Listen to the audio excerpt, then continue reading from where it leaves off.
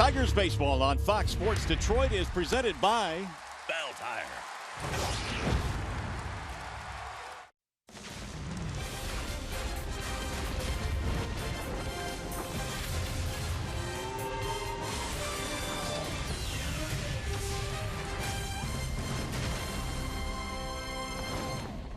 On Father's Day, Major League Baseball supports the Home Run Challenge and prostate cancer awareness. Nothing goes better than dads in baseball as we welcome you to Kauffman Stadium in Kansas City.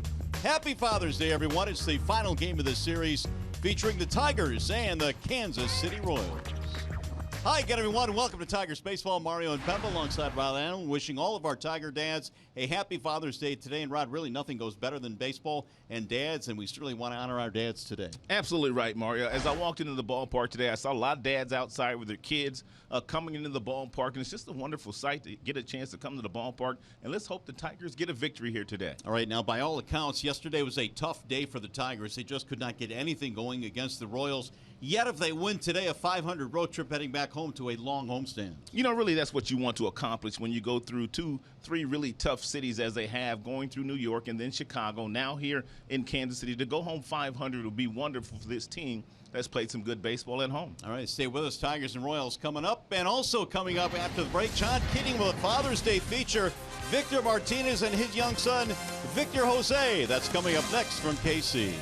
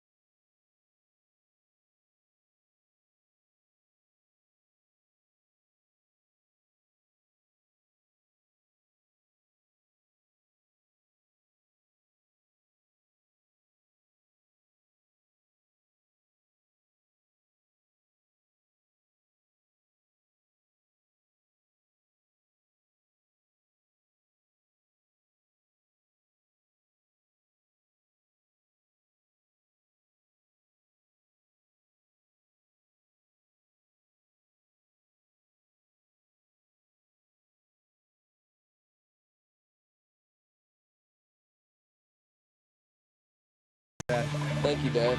You help a lot. You stand up. He's just a really good guy, and I'm really grateful for that. Thank you, Dad. Thank you, Dad. When I'm playing and I'm up to the plate, he'll say stuff like, "You can do it." Every time I strike out, he says, "It's okay, you'll get him next time." Thank you, Dad. Thank you, Dad. I'd be like, Dad, I went 4 for 5. He's like, well, what'd you do on the 1 out? He was the one who literally taught me to really keep pushing forward. Thank you, Dad. Thanks, Dad. He just loves me and shows that he loves me, and I just appreciate it. Happy Father's Day! Thank you, Dad. Happy Father's Day. And we continue on this Sunday. Happy Father's Day to all the dads out there. Game time between the Tigers and the Royals coming up. Victor Martinez is a very proud dad. He would like you to know he has 3 kids. 2 of them are girls. I mean, you can't pick between them, right? Well, but if you're a Major League Baseball player and you have a baseball-playing son, well, then that relationship is unique. And we see the kid known as Little Victor around the ballpark all the time. Take me back to when he was born. Well, it was back in 2004. I was in Cleveland. And then I have to take my wife to the hospital right after the game at midnight. And this little man gave a little fight. Next day at 1:34, I think it was, that he was born. And you know, when we were ready to go home, you know, I dropped off my wife, came back, and my wife was waiting for me at the elevator, and she gave me that look. Where's Victor Jose? No. And I forgot little man in the car. I mean, you know, I told my wife, you know, give me this one. You know, I'm a rookie dad. You know, I went out there, you know, got him back from the car seat, and you know, since then it's just been a blast. I remember going in a restaurant, take out this straw, take it out, and start swinging. I'm like, listen, leave that alone. That's not a bat. You know, he always liked it. He's been going to the ballpark since it's been a year and a half. How cool is it for you to be with your dad and to meet all the great teammates that he's had a chance to play with? It's a lot of fun, a lot of fun. It's always fun when I get to be around my dad because I'm always at home, always watching him on TV. And my mom, she gets mad at me because it's 11 o'clock and I'm still watching my dad playing. It's just a lot of fun. Give me your scouting report on your dad as a baseball player, because you do stay up till 11 o'clock. There's no holes in that swing, right? No, not at all. So when you watch him, do you guys have a conversation about his at-bats when he gets home? Once in a while, not always. But yeah, I talk to him a lot, and he gives me advice as well in hitting. You give him advice about things that you saw watching the games on television? No. He's in the bigs. You know, for me, it's been a blast having him around. You know, I never had a chance to, you know, I lost my dad when I was 7 years old. And, you know, I just want to make sure that I get the most out of it. You know, you never know. I still have little things in my mind from my dad, you know, and never had the chance that I remember being around with my dad. This is what it makes it, you know, special for me, that, you know, every time I see him with me around in the ballpark, and believe it or not, it makes me work, you know, harder and go out there and trying to do my best, because he's always watching, he's always looking around. What's Father's Day mean to you? It means everything to me because usually on Father's Day, I always come up with my dad and we just spend like the whole day together. It's a lot of fun. Victor, what does Father's Day mean to you? Yeah, Father's Day means a lot, no doubt. Like I said, you know, I wish that I could have my dad with me around, and but the good thing is I have you know, this little man. I got two more, and you know, I just.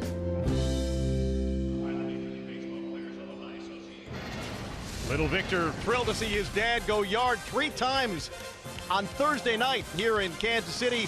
Victor and the rest of the Tigers will wear light blue accented uniforms here on Father's Day. Back to Kristen Keith in the Call Sam Studios after a break.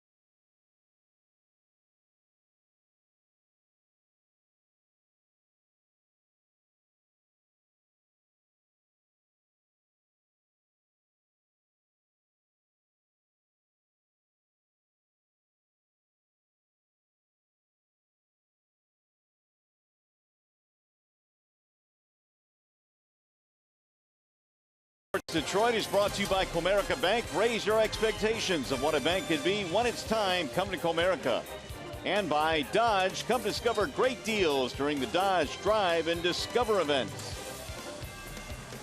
Back here at Kauffman Stadium, we're in Kansas City today. Happy Father's Day. The Tigers and the Royals squaring off in the final game in this series. The Tigers starting lineup today, presented by the Metro Detroit Chevy dealers. It'll be Maben, Aviles, and Cabrera at the top of the lineup. Ian Kinsler gets the day off. Martinez, Castellanos, and Upton, and Justin Upton now with an 8-game hitting streak. Moya, McCann, and Iglesias rounded out for the Tigers today. And they are facing the right-handed offerings of Chris Young. And Chris Young comes in with a record of 2-6 with an ERA that's over 6. The home run ball has been a problem for Young this season. He's made 9 starts. He's given up 18 home runs. And Cameron Maben will step in to get things started now for the Tigers. It'll be Maben, Aviles, and Cabrera in the first inning. Ian Kinsler with a well-deserved afternoon off, at least at the beginning of this contest.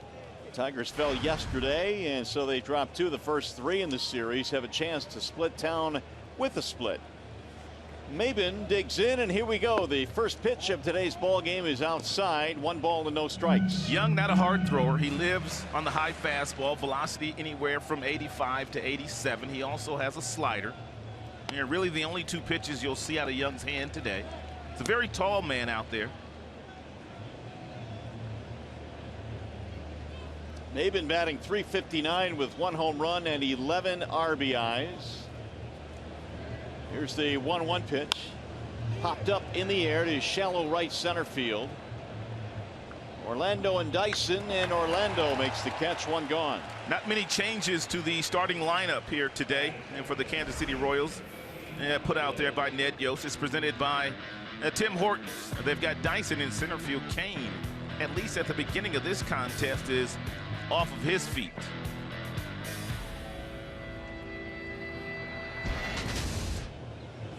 Here is Mike Aviles batting in the 2 slot in this one today, and Aviles looks at a strike, 0-1. .224 batting average for the former Royal.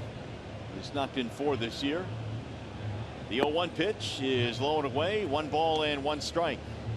Everybody sporting the light blue gear today in honor of Father's Day, and also the awareness of prostate cancer.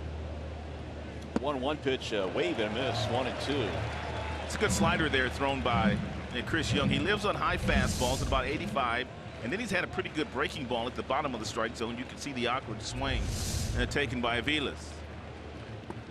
That'll bounce in, and the count evens now 2-2 on Mike Aviles. Salvador Perez is an animal, dude. He's catching it again today. You know, I was thinking of that as I was writing out my lineup card. I thought there is no way that he is catching, and there he is. Here's the 2-2 pitch. Lifted toward right on a line, straight at Orlando, and there are 2 gone. Well, on Father's Day, we are participating in the Home Run Challenge to benefit prostate cancer research. And going into the final day, $1,775,000 has been raised. That's a big number. You can make a pledge by going to homerunchallenge.org. Miguel Cabrera even sporting some new Father's Day shoes today. Along with the bright blue socks. Nice. Mickey styling today. Good to be in the big leagues. He is batting with 2 outs, nobody on, and he looks at ball 1. If I gave you these numbers on Miguel versus Young, you probably would not believe me, but I'm going to give them to you anyway. He is 2 for 20 against Young, which is good for a 100 batting average. I don't believe you. There's a drive in the air to center, straight at Dyson. And it's going to be a 1-2-3 inning for Chris Young. 3 fly ball outs.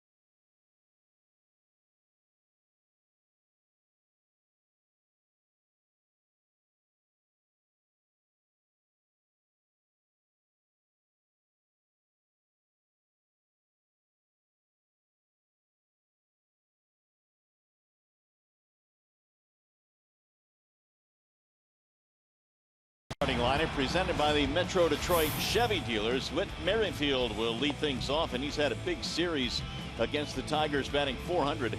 Escobar and then Hosmer. The middle three of Perez, Morales, and Orlando. And a bottom three of Eibner, Cuthbert, and Gerard Dyson gets the start for Lorenzo Cain today in center. And Jordan Zimmerman, presented by Family Heating, Cooling, and Electrical. And Jordan looking for his 10th victory of the season against 3 losses. The earned run average is respectable at 3.46.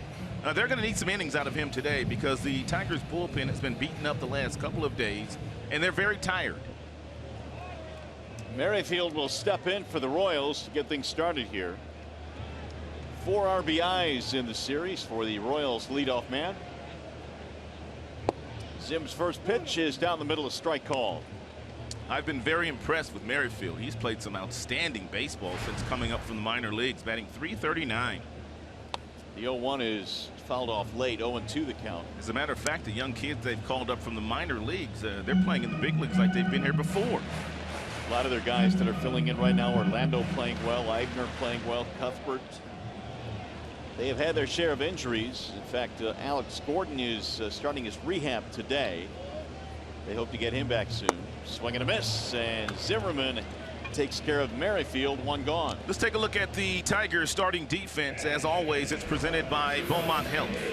Left to right, they've got Upton, they've got Maben, they've got Moya in the outfield, Iglesias, Avilas up the middle, Cabrera and Castellanos on the corners, and James McCann catching the afternoon game.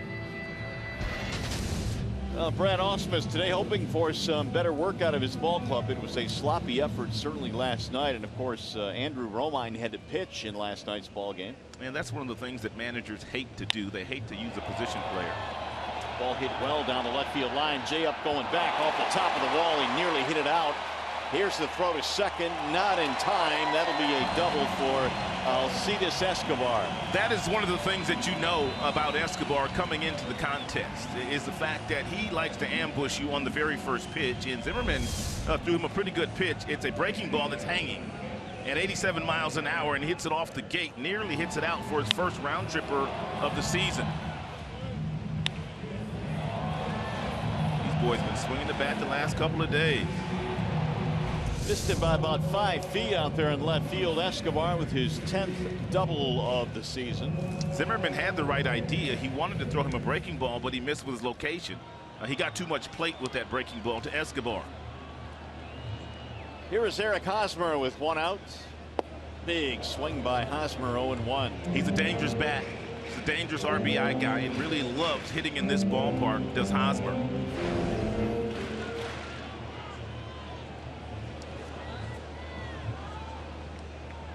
Hosmer at 320. Good power numbers. He's driven in quite a few. Knocked in 44 this year. That'll back him out of there. 1 ball and 1 strike. That's pretty much the way they've pitched him the entire series. They've crowded him with lots of good fastballs and good breaking balls. There are his numbers here at Kauffman Stadium. At 353 with 5 homers and 28 driven in. Well, the Royals in this series are hitting .457 with men in scoring position. That does not shock me, partner. Swing and a miss by Hosmer, 1-2. Yesterday just got out of hand quickly, and late they scored a ton of runs, just as they did in the first or second game of the series. But the Tigers trying to bounce back, get a split today, and come back home. Escobar edging off the bag at second.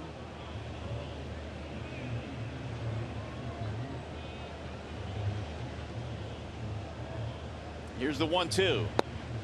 2 balls, 2 strikes on Hosmer. Everything has been at the bottom of the strike zone. Might not be all bad here. To see if you can get Hosmer to chase something at the top of the zone, you might get a pop-up here. Hosmer's an outstanding low ball hitter.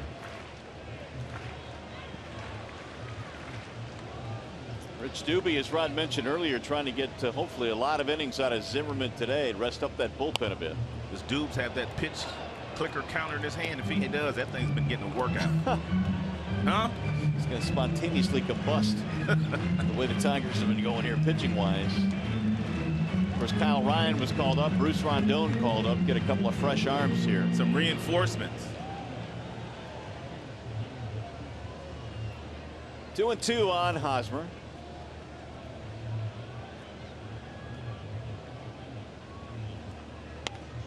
A little looper into shallow right center field. That ball is caught on the run by Steven Moya, and they will get a double play.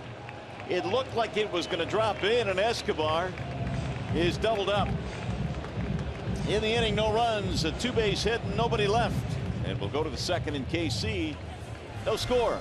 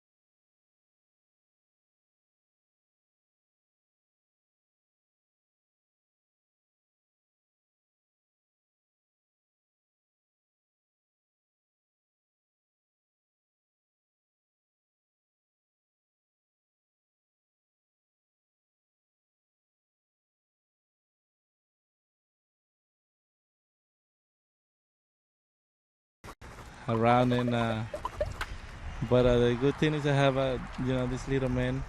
I got two more, and I just happy with. Well, that's Victor Martinez and little Victor Jose as Victor leads off here in the second. And Rod, we've pretty much seen Victor Jose grow up the last couple of years. You know, it's a wonderful example set by Victor and his son. And they have a wonderful, wonderful relationship. There's a foul tip at home plate. 1 ball and 1 strike on Martinez. Victor was saying that he lost his dad at a very young age, and so it's very special for him to have his son around the ballpark with him, and he takes him wherever he can, and it's certainly a fun dynamic to watch at the ball yard every day. Yeah, I asked Victor a couple of years ago, where did he learn those parental skills? I said, you must have got them from your dad. He said, no, my dad passed away when I was 7 years old. So to see Victor to have those kind of parental skills when he really didn't have that role model in his own home is amazing. Yeah, not at all. But he's done a terrific job. Hope all the dads out there are having a wonderful Father's Day. You got your feet kicked up and getting spoiled today. It's our day, Mario. Swing and a miss. 2 balls, 2 strikes. So it's all right. We'll spend it here at the ballpark. Should get back home in the Motor City at a decent hour. Hopefully with a win in tow. Tigers have not had a whole lot of success against the guy on the mound right now, Chris Young, even though his numbers aren't pretty this year.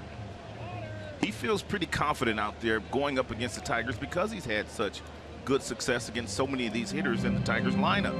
9 career outings against the Tigers, a 4-0 record, but really more importantly, a 1.71 ERA. I mean, the guy does not throw 90 miles an hour. He lives on the fastball, top of the strike zone. He's got a high spin rate on that fastball. Those are some of the analytical numbers on Young, and that's why he gets away with that high fastball. 3-2 is swung on and missed, and Victor goes down swinging. First strikeout of the ball game for Young. Today's field conditions are presented by Ace Hardware and the Scotts Company. 90 degrees our game time temp today. Sunny, a few puffy clouds in the area. Here is Nick Castellanos. Got another big crowd here. They've had huge crowds every game in this series. Their 8th sellout yesterday against the Tigers. And the Royals, by the way, a couple of days ago reached the 1 million plateau. There's a strike called on Castellanos. Nick batting .304. He's hit safely in his last 4. Has had a pretty good series, 5 for 11. Fouled off 0-2.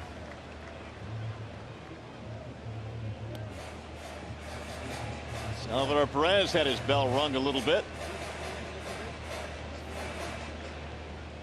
Not only do you not normally see guys catch a Sunday day game after Saturday night, but with the intense heat here as well, it really is incredible that Perez has answered the bell today. He's a gamer. I got on the elevator with him today when I got to the ballpark, man, and he's a huge dude, man. I mean, massive man. He'll be a Royal for a while. He's signed a brand new contract and one of the key pieces here in Kansas City. Yeah, one of the more popular players in Major League Baseball, Salvador Perez. He's a lot like our Miguel Cabrera. He just loves to play the game and has a lot of fun in doing so.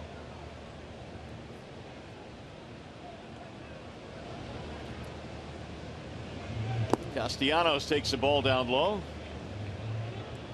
Nick with 9 hits on this road trip.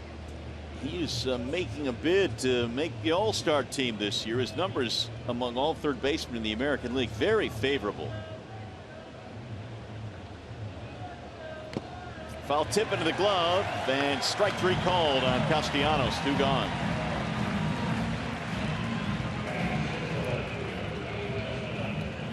Well, the Tigers, with their loss last night, dropped another game behind Cleveland. These Royals are right on top of the Indians.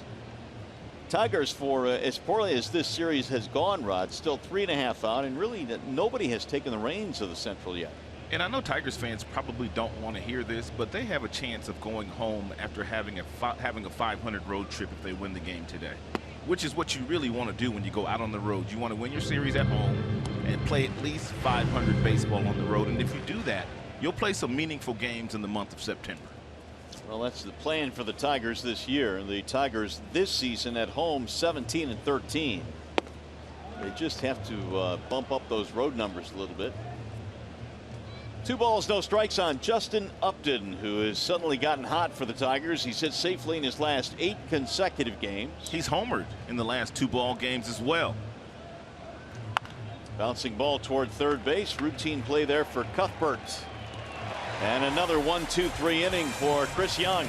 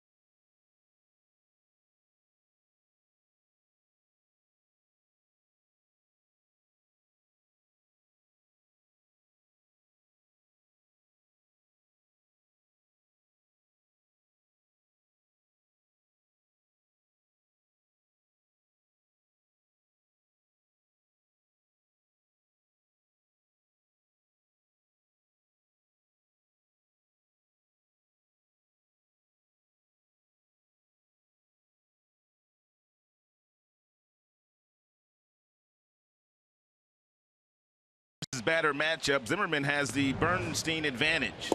And Zimmerman earlier this year, April 20th to be exact, 6 1/3 against the Kansas City Royals, 8 strikeouts, and they did not score a run against Jordan that afternoon.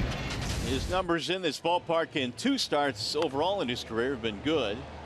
as they face the Salvador Perez here. One of the things that we've learned about the Kansas City Royals the last 3 days here is they swing early and they swing often. If you try to sneak a first pitch fastball by them, many of those guys have been swinging at that pitch.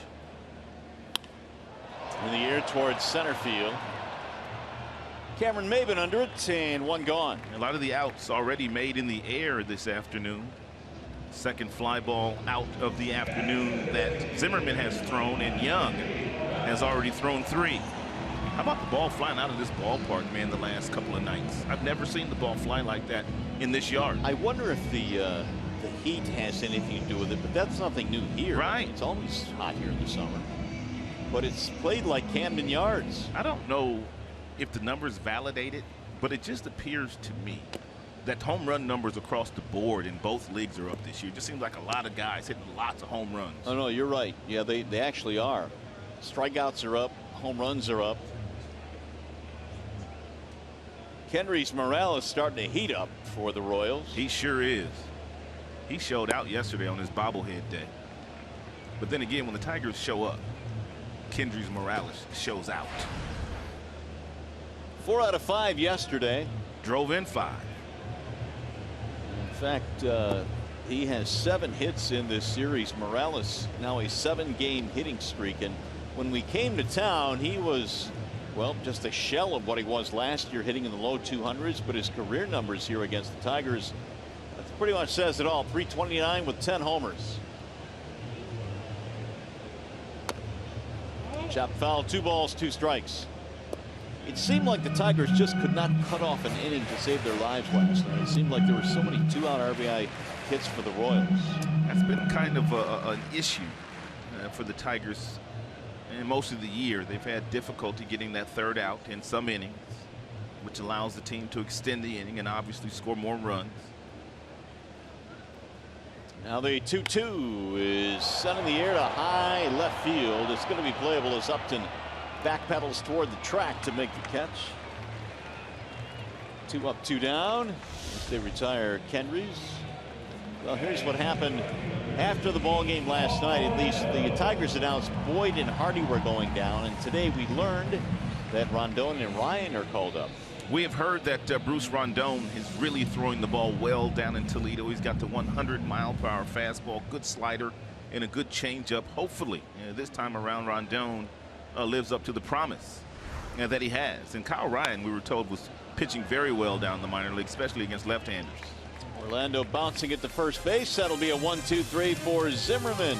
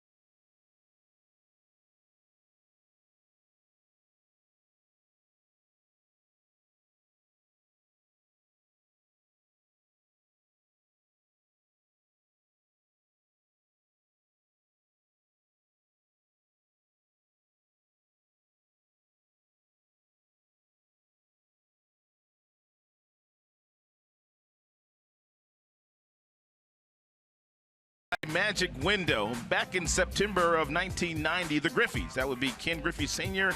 and Ken Griffey Jr., both homered in the same game. How about that? Getting a chance to play with your dad. I'm not sure he's probably going to be able to beat that memory ever in his life. Never. He's going into the Hall of Fame this year. That will be Ken Griffey Jr.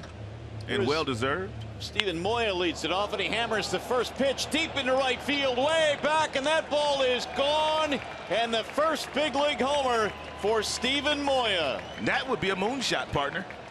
He hit all of that one beyond the bullpen in right field, and Moya makes it 1-0 Tigers. We've been waiting for the power of Stephen Moya to show up. A lot of power down in the minor leagues, but in the limited time he's been in the big leagues, we've never seen him hit a ball this hard, so it's good to see.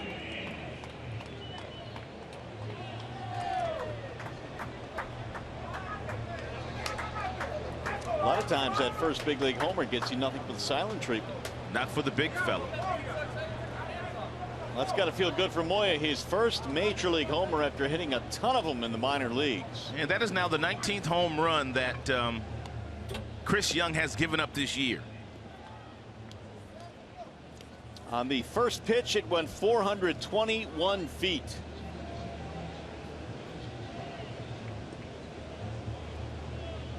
James McCann the batter. 1-0 Tigers have the lead.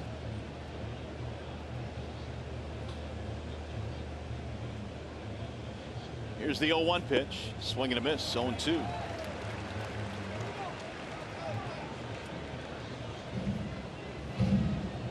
Moya hit 13 homers this year in the minor leagues. Had 30 a couple of years ago in Double-A. Yeah, he was the Double-A player of the year that season. Here's the 0-2. Ball high, would not chase. That's the pitch that Chris Young has gotten away with his entire big league career. Fastballs up in the strike zone, and then sliders at the bottom of the zone. Not a hard thrower, very seldom touches 90 miles an hour. That's in the air to right field, not very deep. Coming in is Orlando. He's under it. 1 out. Let's take one more look at the really good swing put on the baseball by the youngster Stephen Moya. Fastball, top of the strike zone, but Moya stands 6 feet 7 inches. So if you're Chris Young and you're trying to get upstairs on Moya, you got to go a little higher.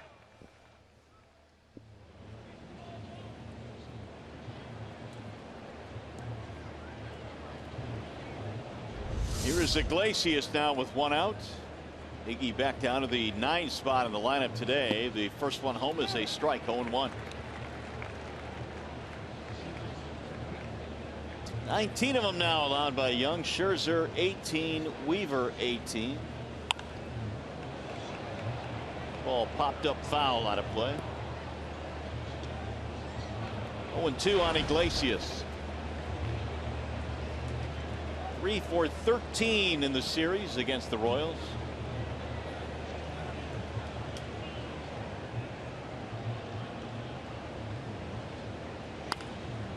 Little pop up in a shallow center field. Coming over is Dyson. Yet another fly ball out, 2 gone. Well, Menards brings you the big money encounter. I want to talk about some of the better known father and son duos in Major League Baseball history. We talk about the Griffeys, of course, the Fielders. We all know about them. And Detroit, Bobby and Barry Bonds, and Felipe and Moises Alou also had good careers. And there's so many. And to list, you've got the Bells, you've got the Harristons, you got the Boones. Boones, yeah, there's a lot. We had to leave off that graphic, but pretty cool to have your dad play in the big leagues and then eventually join him in the major leagues. 0-1 on Cameron Maybin. He flied out to right field his first time up. That's 5 fly ball outs now for the right-hander Young.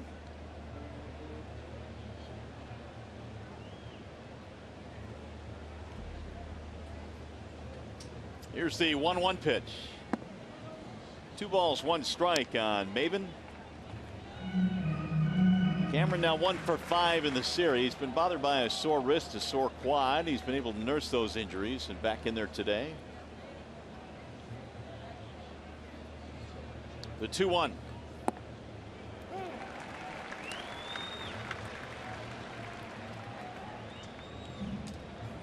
Chris Young out there on the mound stands 6 feet 10 inches tall. Born in Dallas, Texas. The 2-2 is a bouncing ball back up the middle into center field. A base hit. 2-out single for Maben. Chris Young played some hoops in college, didn't he? At Princeton. Ivy League. Probably could have played professionally, but baseball was something he wanted to pursue. And he's had a good career. He's had a career that has been bothered by a lot of injuries. Recently, that thoracic outlet syndrome, which they had to remove a rib. And Kenny Rogers, I think, had that surgery as well. Bonderman did too, I believe. Here is Mike Aviles with 2 outs. Now we'll see if Maben has any thoughts of running. 7 stolen bases in 10 attempts.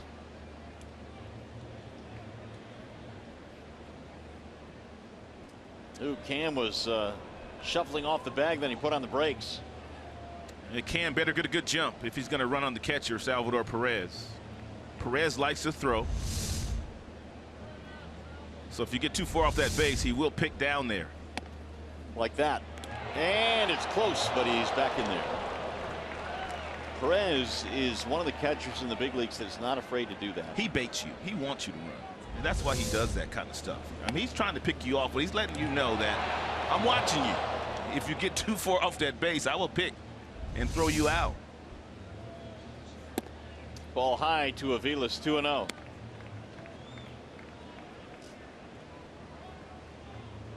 Tigers lead at 1-0 on the home run by Steven Moya. 7 out of 10 for Maben this year. And there he goes. Good jump, no throw at all from Perez. Strike called. He had no shot. Maben had 3 or 4 steps before that ball was even delivered. Well, Chris Young very slow and very deliberate in delivering this ball to home plate, and Perez knew exactly he had no shot. He just grabbed it and got it back to the pitcher. Very seldom do you see a catcher do that. 8th stolen base of the year, and now Aviles a chance to drive in a run. A little bit outside, 3-1.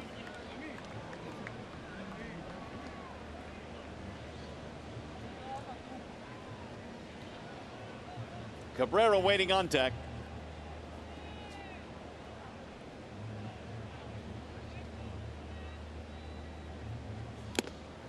Ooh, we left the strike zone there. That was ball 4. And Aviles knows it. 3-2.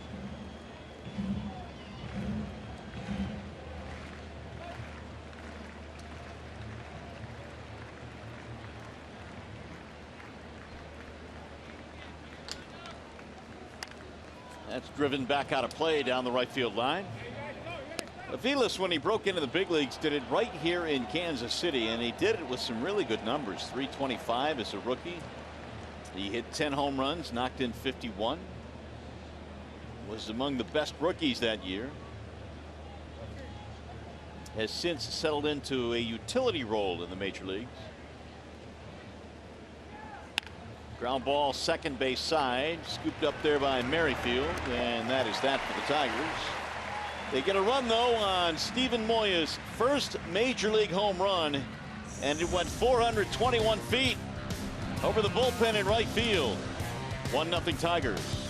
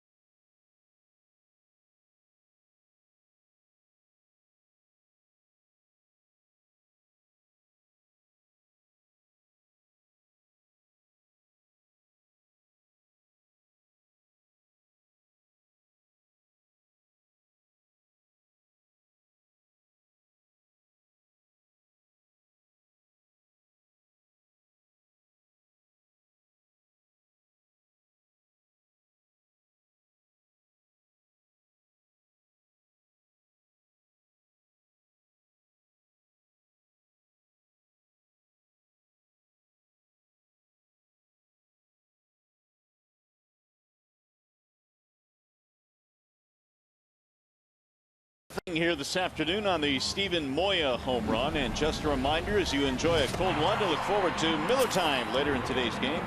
Brought to you by Miller Lite. Another packed house here in KC on a very warm afternoon. 90 degrees our game time temperature today. It'll be Eibner, Cuthbert, and Dyson, the bottom three, facing right-hander Jordan Zimmerman.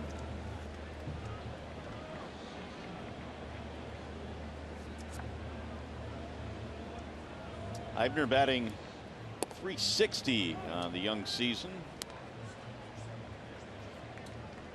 Meanwhile, Zimmerman just continues to throw first pitch strike after first pitch strike. That's 7 straight.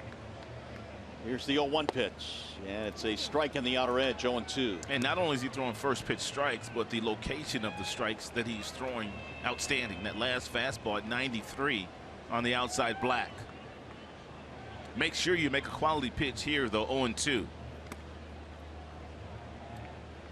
Eibner 3 out of 12 with 3 RBIs in this series. He's out of Woodlands High School in Texas, the same high school that produced Paul Goldschmidt. And Jameson Taillon, the pitcher for the Pirates, #1 pick, or a first-round pick. Outside, 2 balls, 2 strikes. Sounds like they've got a pretty good program there. Apparently so.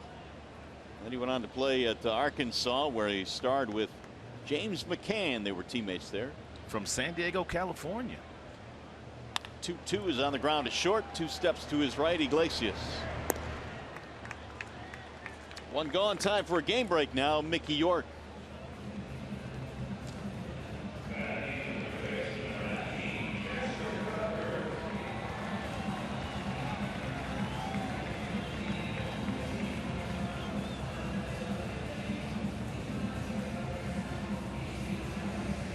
All right, Mick, thanks. Here it is 1-0 on the Moya home run.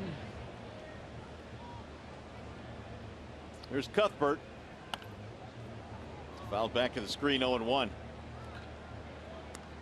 Chesler Cuthbert 3 for 12 in the series.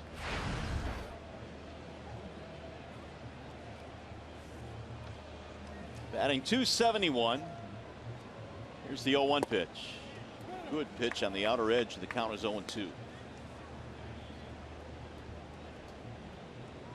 Cuthbert at third base these days. Moustakas done for the year. In fact, they just transferred him to the 60-day DL.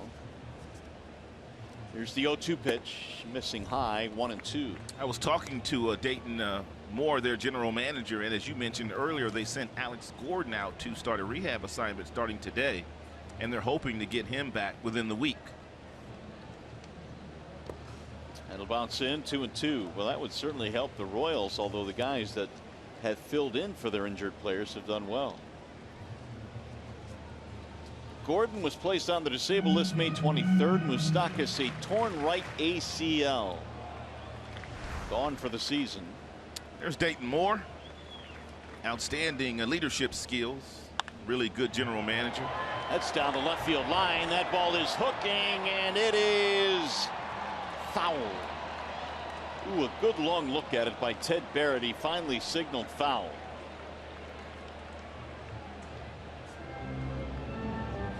Right down the line. Barrett had a good look at it.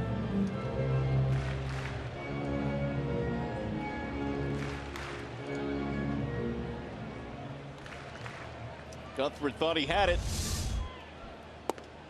Outside, 3-2. Gerard Dyson waiting on deck. He's the #9 hitter. So far, Zimmerman has faced the minimum. And another foul back out of play. Cuthbert hit his first major league homer against the Tigers. That was last September.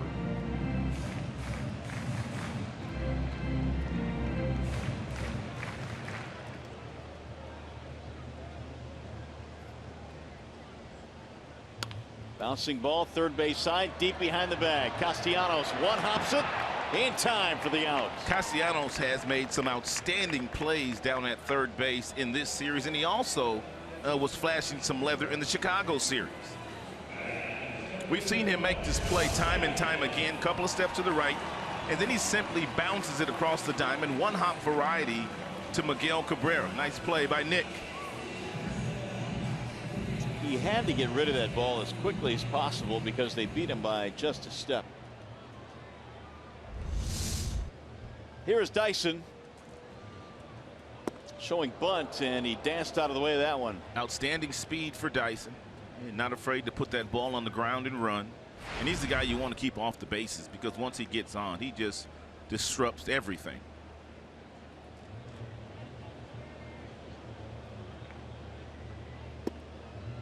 That's in there, strike call.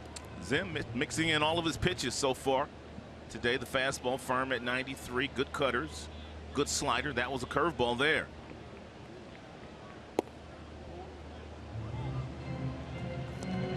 Dyson getting his first start in the series, batting .250 this year, but he's been struggling. 2 for his last 20. Here's the 2-1. That's pulled foul.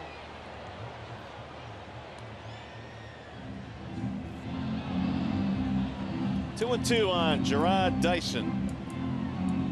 Scored the winning run in Game 5 of the World Series, the clincher for the Royals.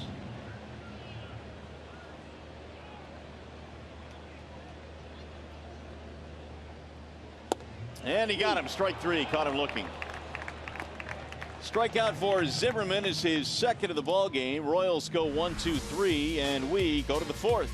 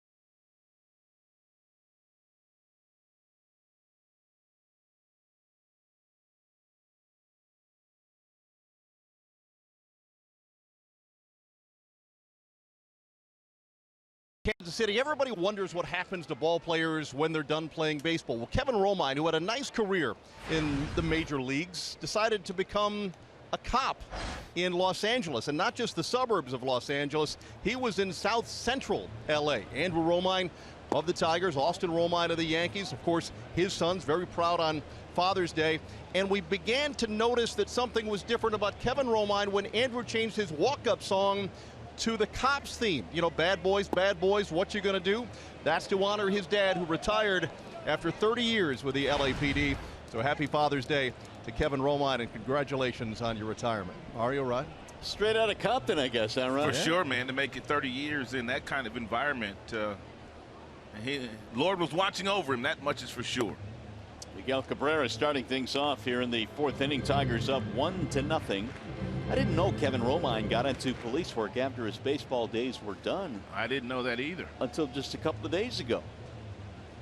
Here's a ball that misses inside, and Cabrera gets a 4-pitch walk. Leadoff man on here in the 4th inning.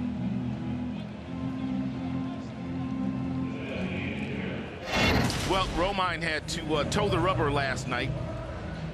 For the Tigers, it's the last thing any manager wants to do, have a position player come in and get the final outs, but that's exactly what Romine was pressed into doing in last night's game. Did I read the gun right the other night? He threw a fastball in the upper 80s. I saw 89. 89 miles an hour. Yeah, I saw 89 last night. Pretty good. Mm-hmm. Here's Martinez. And Victor looks at ball one. Young had retired the first 6 in a row, including striking out Martinez in the second. Then Moya led off the third with a homer, and now Cabrera leads off the fourth with a walk.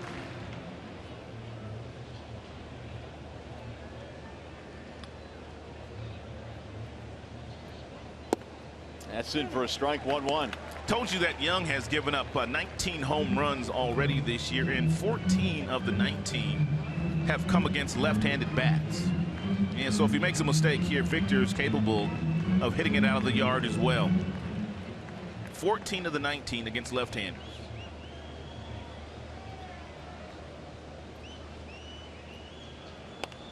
Slapped out of play, 1-2 on Martinez.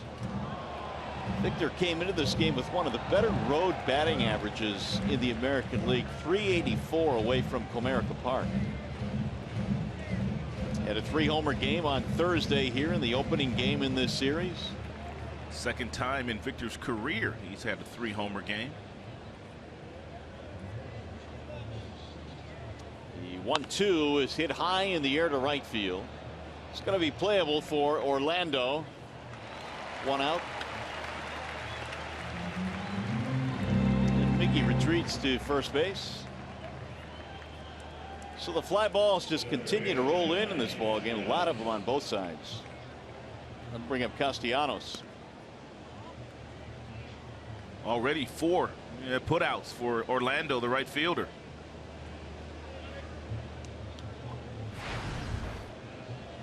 Castellanos struck out in the second.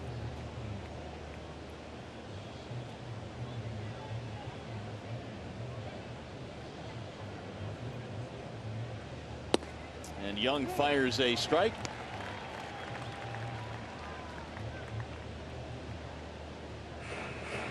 And 6 flyouts so far thrown by Young, which is really nothing new. He's known as a fly ball pitcher. Unfortunately for him, a lot of his fly balls have been flying out of the yard these days. 0-2. Young over the National League had pretty good numbers with the Padres. In fact, was an all-star with the Pods back in 07. He's also pitched with the Mets, Texas, and Seattle, so he's been around.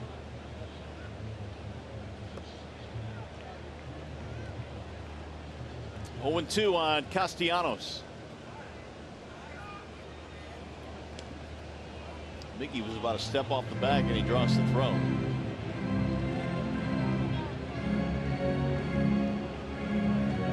Tigers have the 1-0 lead on the Steven Moya home run to begin things in the third. His first major league homer. Swing and a miss, and Castellanos is out on strikes. 2 gone in the 4th inning. Fans, don't forget to buy 1 ticket, get a second one free to see the Tigers take on the Seattle Mariners June 20th through the 23rd. To purchase, visit tigers.com/BOGO. Buy 1, get 1. Now Justin Upton.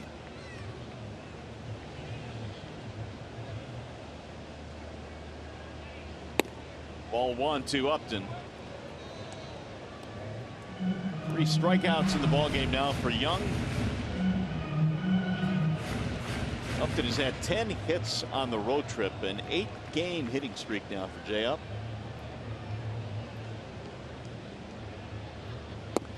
Outside 2-0.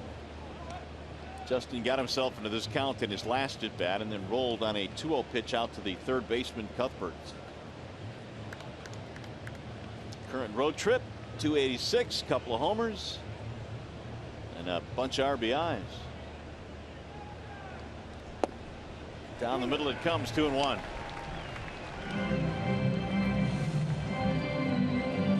Tigers earlier this year in the month of April dropped 2 out of 3 here in KC. Trying to get the split with a win here today. This has become a very difficult place to win. games. Kansas City Royals, best home record in the majors. Well, the Tigers also going to have to start playing better against both the Royals and the Indians. They have struggled against those two teams. It's a high fly ball, shallow left field. Brett Eibner staring into the sun, and that is going to take care of the Tigers here in the fourth.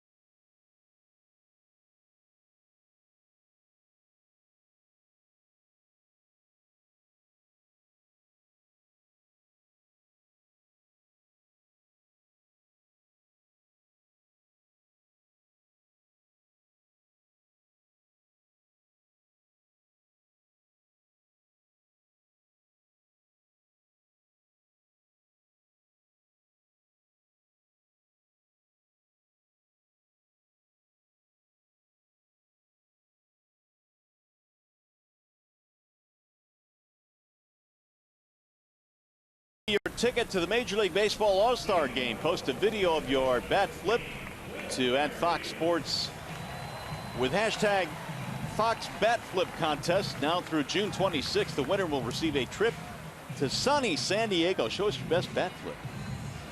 All-Star Game in San Diego this year, and that'll be a whole lot of fun. Of course, Tigers fans have to start getting on their horse in terms of voting for their Tigers. I think Cabrera at last check was about 600,000 votes shy of Eric Hosmer, who is leading at first base. That is their closest. There's a bunt to third, but foul.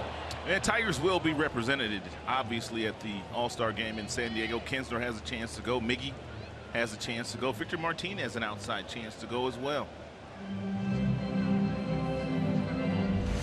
We have a bat flip outside here. What do you got? A little bit of a bad drop. That's the more professional way to do it. You won't get your tower buzz when you drop the bat like that. Good point. You'll be all right next time you come up. Nor will you get your bell rung at second base by Rougned Odor. That's right. 0-2 on the leadoff man, Whit Merrifield. Escobar and then Hosmer to follow. Fouled straight back. A lot of strikes thrown by Zimmerman. Zimmerman understands the situation here today. He's a veteran pitcher, and he knows that he has to stay out there for a long time this afternoon to rest that Tigers bullpen, and more importantly, get a win, get a split, and get out of town.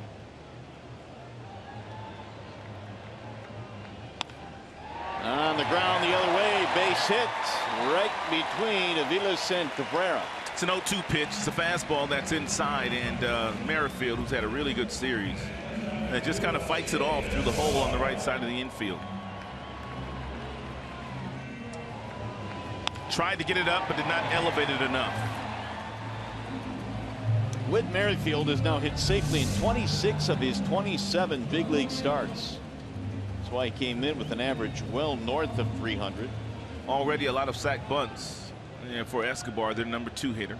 He's also a good hit and run candidate. You have to be ready for anything when he's in the batter's box, and he also loves to swing at the first pitch. Castellanos about 3 or 4 feet on the infield grass at third.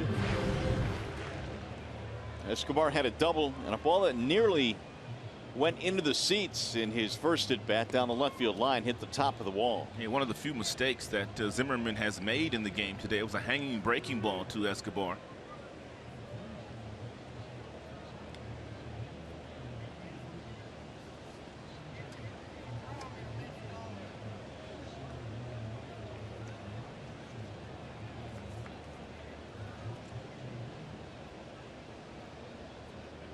There's a ground ball towards second. Aviles has it, fires to second. One relay to first.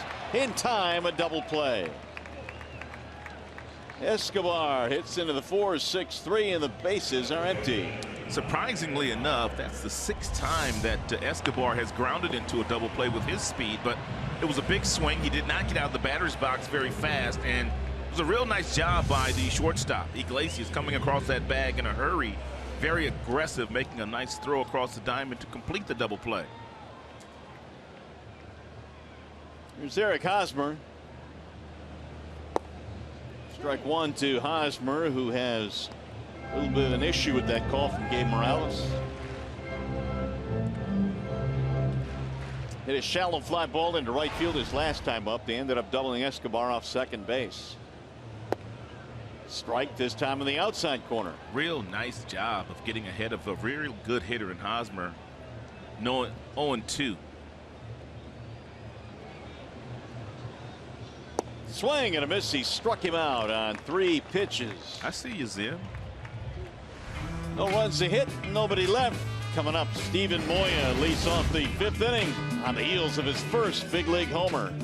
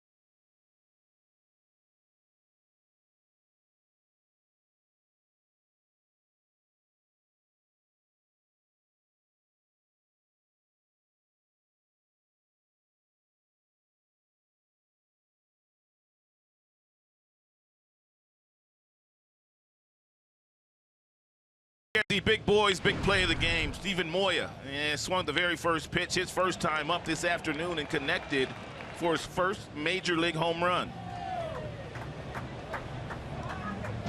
He'll get things started here in the top of the 5th. It'll be Moya, McCann, Iglesias facing the right-hander Chris Young.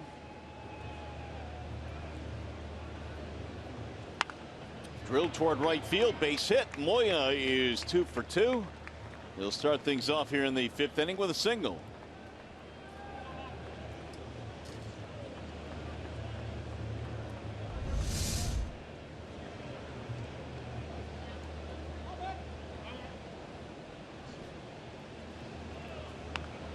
I'm not sure if that was a fastball or not. It was 80 miles an hour. And nonetheless, good swing by Steven. Now McCann with the leadoff man on. The Tigers now have 3 hits. McCann tried to bunt his way on his first time up. He ended up flying out to right field.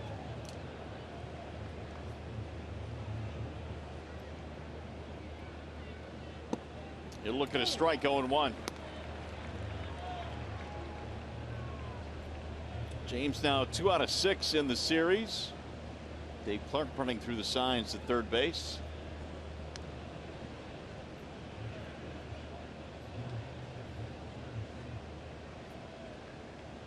Here's the 0-1. Swing and a miss. 0-2.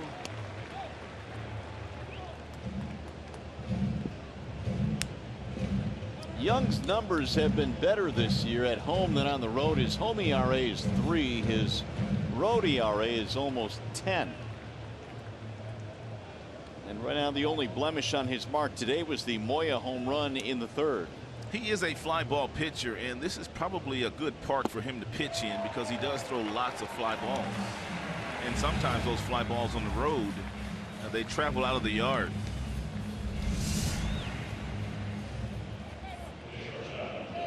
It's a good breaking ball there, bottom of the strike zone against James. Slider grip.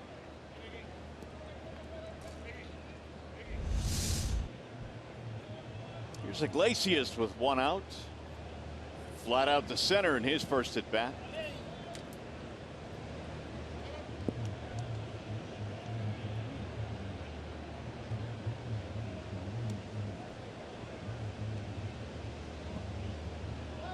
Well, Iglesias had that 14-game hitting streak snapped 2 nights ago, but he started another one last night.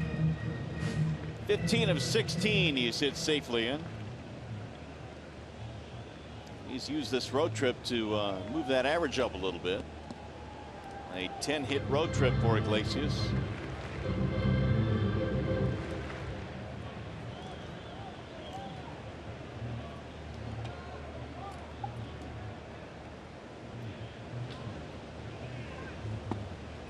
There's the ball low, 1-0. It's a good hit and round count here if Brad wants to force the issue. If nothing else, maybe you force Iglesias into hitting a ground ball through the moving infield. There's been so many balls hit in the air. If he does decide to allow Moya to take off from first base. Young very slow at getting the ball home. Runner goes. The swing and a miss, thrown out to second, and the tag is waiting for Moya. The hit and run was put on, but Iglesias could not make contact on the fastball up in the strike zone. Therefore, Moya, who didn't get a great jump, was thrown out by Salvador Perez.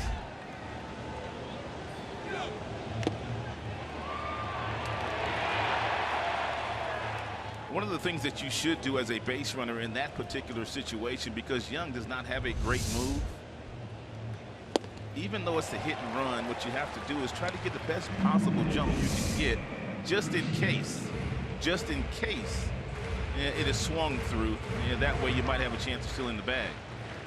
That was the 15th runner that Perez has thrown out this year, and his percentage now is, well, it was 45 coming in.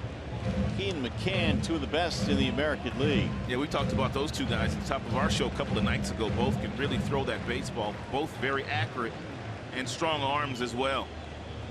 The 1-2 is swung on and missed. Iglesias is out, so are the Tigers here in the 5th inning. 5 strikeouts now for Young. Tigers baseball presented today by Bell Tire.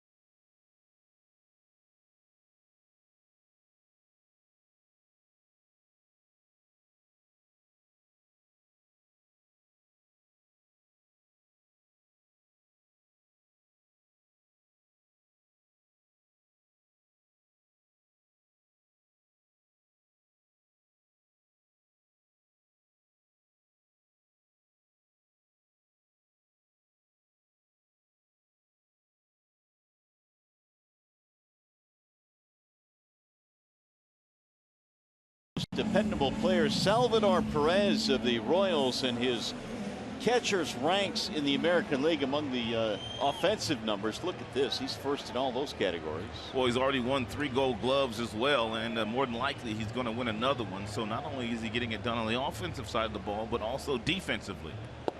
He'll look at a strike to get things started here in the 5th inning. Perez was the World Series MVP, the first catcher to win that award since 1992, when Pat Borders won it for the Toronto Blue Jays. No balls and 2 strikes on Perez. He'll be followed by Morales and then Orlando here in the 5th. Really the only good scoring chance the Royals have had so far was a 1-out double in the 1st.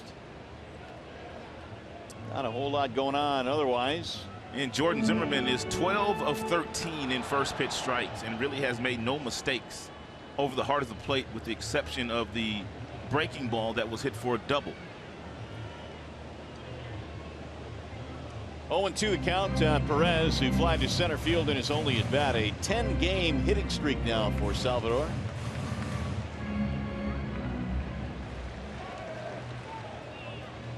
Now the 0-2, bouncing ball towards short, charging is Iglesias. Has a little bit of time, takes an extra step and throws him out. 1 away in the 5th, and meanwhile Zimmerman is looking pretty good here.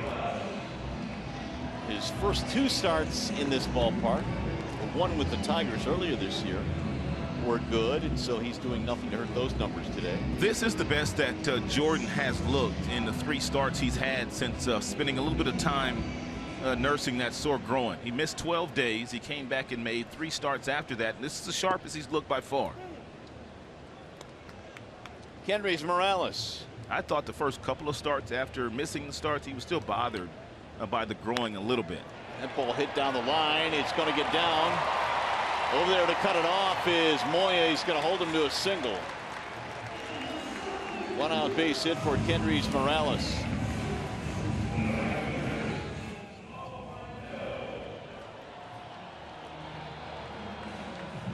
Well, the last 2, you can tell the ERA elevated.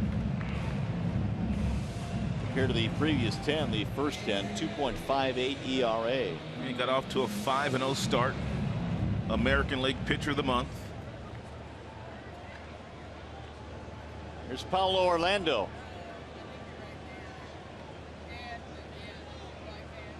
Sims already got 1 ground ball double play in this game. That ball driven down the left field line, and that ball is off the top of the wall. Morales coming to third base. They'll stop in there, and that's the second ball that was just missing a home run. Orlando plays outstanding baseball at home. He is hitting .370 in this ballpark, and we talked about this earlier in the game. The Kansas City Royals, if you get it too close to the plate on the very first pitch, they will jump all over. That's another breaking ball that doesn't do a whole lot, and Orlando just turned on it.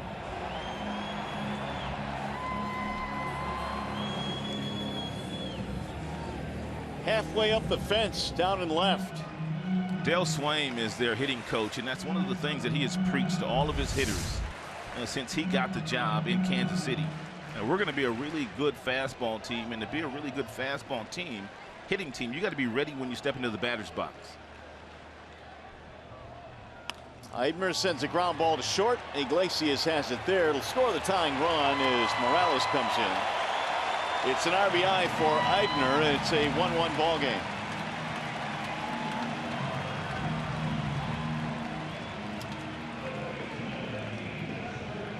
Sixth RBI for Eibner.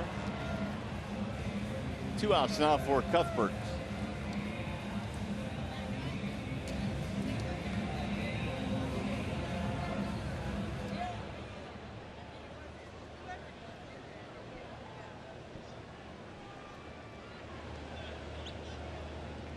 Cuthbert is 0 for 1 with the ground out to third.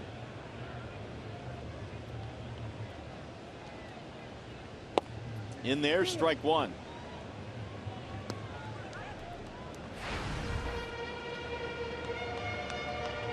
Royals now have 4 hits. The Tigers have 3. We're in the 5th.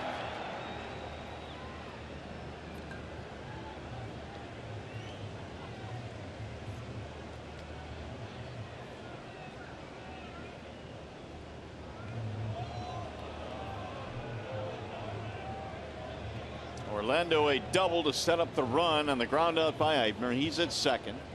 Orlando spent a lot of time in the minor leagues before finally getting an opportunity to get to the big leagues last year. Now playing every single day in the outfield for the Kansas City Royals. You wonder about guys like Orlando. I mean, he spent 9 seasons, not like 5 or 6, but 9 seasons in the minors before he got to the major leagues. The 0-1 is high. 1 ball, 1 strike. Kansas City Royals, they just love those guys that can run. Orlando would be one of those guys. He's a track star in Brazil. Dyson, the center fielder, can really fly. What's the other kid's name? The young kid that's come up the last couple of years in the postseason, little kid. Terrence Gore? Yeah, Gore can fly. They could start a nice little 4x4 relay team. Yes, they could. The 1-1 pitch is swing and a miss. 1 ball, 2 strikes. Well, they can go get it in the outfield, that's for certain. And we've seen a lot of times, Rob, the difference their speed in the outfield can make.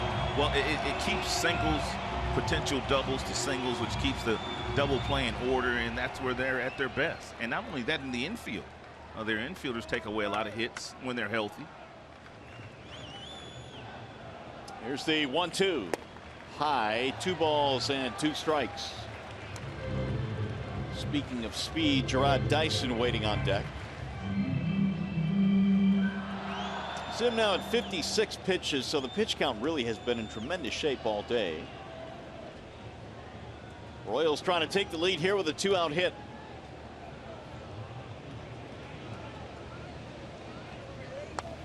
Fouled straight back. A healthy cut there by Cuthbert. Yeah, you might want to go to a different pitch. You might want to go to a slider here. It appeared that Cuthbert was all over that heater at 94 miles an hour.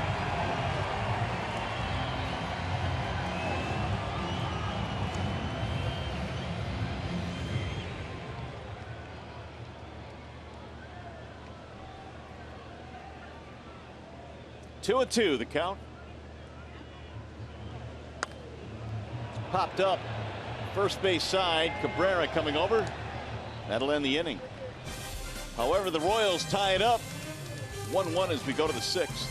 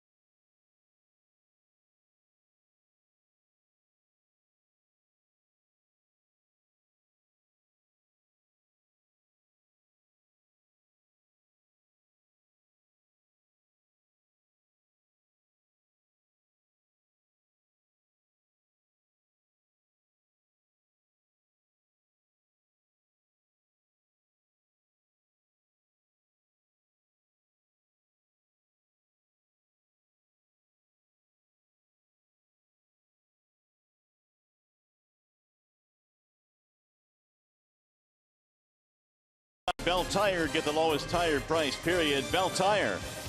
And by Chevrolet, more than you expect for less than you imagine. Back here in Kansas City, when the kids are riding the merry-go-round here at the ballpark. It's a 1-1 ball game. And we go to the 6th inning. The Tigers have the top of the lineup coming up. It'll be Cameron Maben. Happy Father's Day to all of our Tigers dads out there today. Here's the first one home from Young, and it's a ball high to Maben. Maben, Aviles, and then Miguel Cabrera facing the tall right-hander.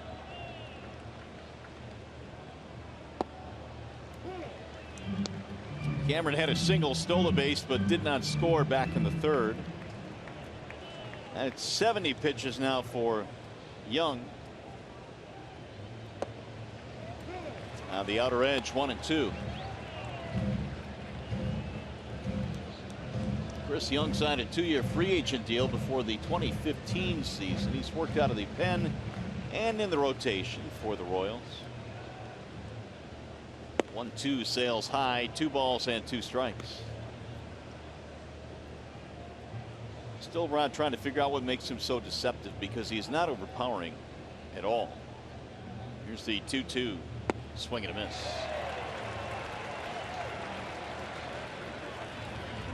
One out here in the 6th. Here's our Comerica Bank game summary, and Young and Zimmerman are hooking up at a pretty good one today.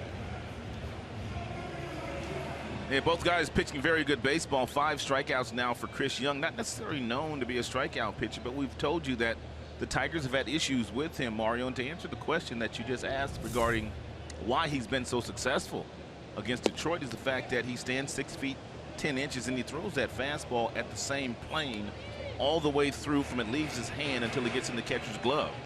And most guys are not 6'10", so you don't see this height very often. And so he gets away with that fastball up, and then he goes downstairs with the breaking ball.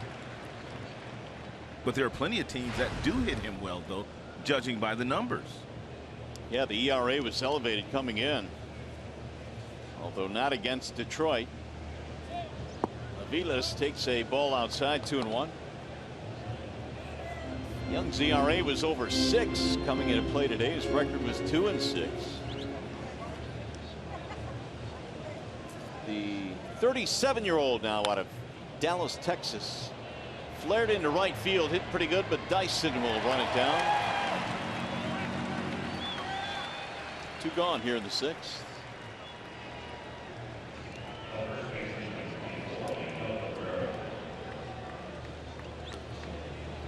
We're the Guys. Brick Paving brings you the scouting reports on first baseman and OPS, and this series features the 2 best in the American League. Cabrera at 921, Hosmer at 904.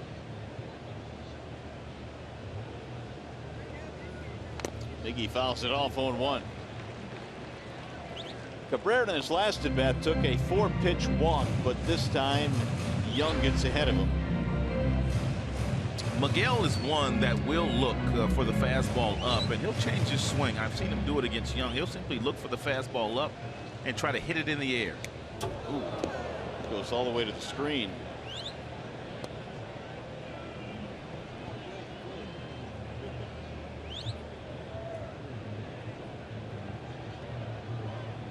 One ball, 1 strike.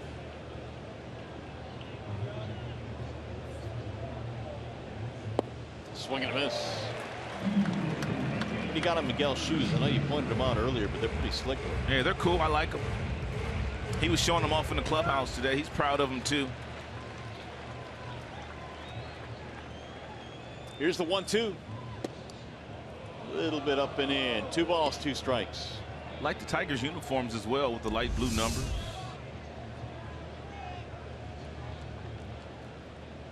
Yeah, I dig them. In fact, all around baseball today, the blue numerals are being worn. The emergency hack there, and he fouled it off.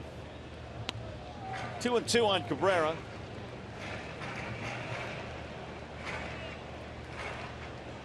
Fancy. If you're Miguel Cabrera, you can wear them. Yes, you can. Anything you want. The 2-2 pitch. He fought that one off. Is that like Triple Crown? Something on the yeah, that's on the little wraparound thing there. On the little Velcro thing. Yeah. I think Miggy has hats out with that logo on as well. Pretty sweet. The thing is, when else could you wear those? Next Father's Day, I suppose. They'll give a new pair by then. Ooh, that one really stung Salvi Perez. Was it a backswing or no? I just got him on his left shoulder.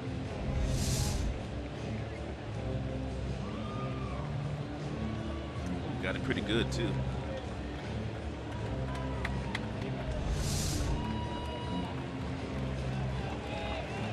Two outs, nobody on. We're in the 6th.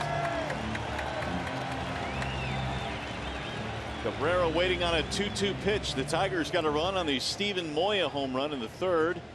Royals answer on an RBI ground out by Eibner last inning.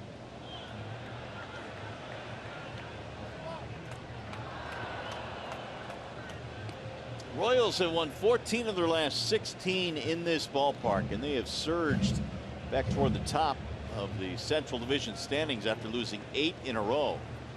Swing and a miss. He struck him out. 9-pitch at bat. They finally get Miguel Cabrera. 1-2-3 they go. Even Slugger celebrating Father's Day here with his pops at the ballpark.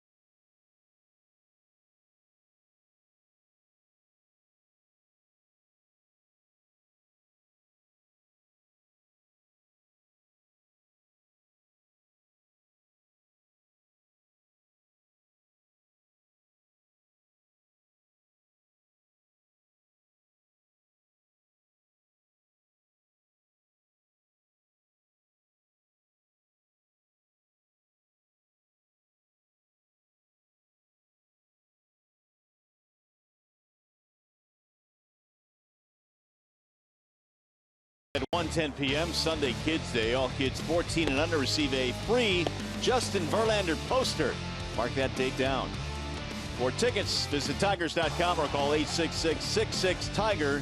It is Sunday, June 26th.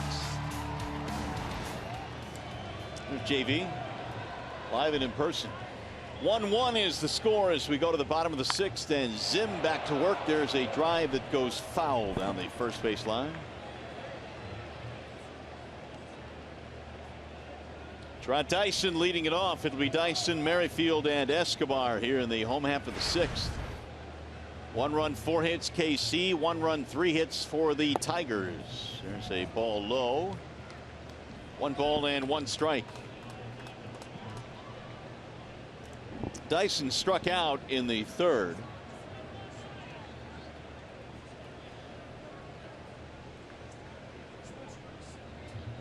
Now Dyson steps out. It's been amazing what Zim has been able to do on first pitch strikes. I mean, he just continues to get ahead of hitters. And because of that, the pitch count is just at 60 right now. A slow roller hit towards short. Iglesias charging. Quick throw is in time. 1 gone here in the sixth. Time for a game break now. Mickey York.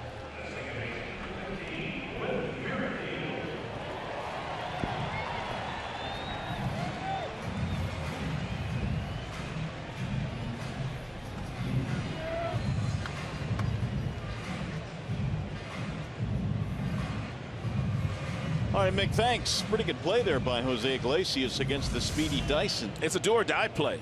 You've got no margin for error with Dyson running down that line, and as fast as he is, and Iglesias made a really nice play. Whit Merrifield, a single and a strikeout in this game. And now an 8-game hitting streak for Merrifield.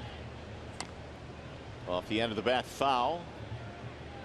0-2.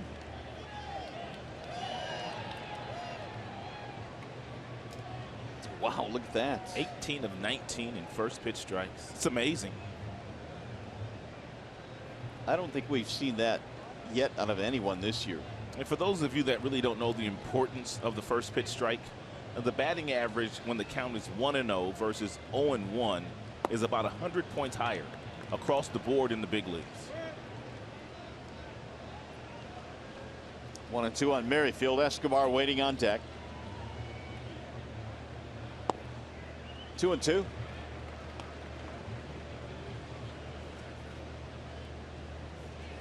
Pretty good over his last 8. A .441 clip for Merrifield, who was a 2-time player of the year in the minor leagues. Also made a couple of all-star teams. Bouncing ball slowly towards short. Iggy's throw is in time. 2 gone. Iggy's been busy today. Tigers fans, if you can't catch the games on TV, you can stream them live on your mobile device with the all-new Fox Sports Go app.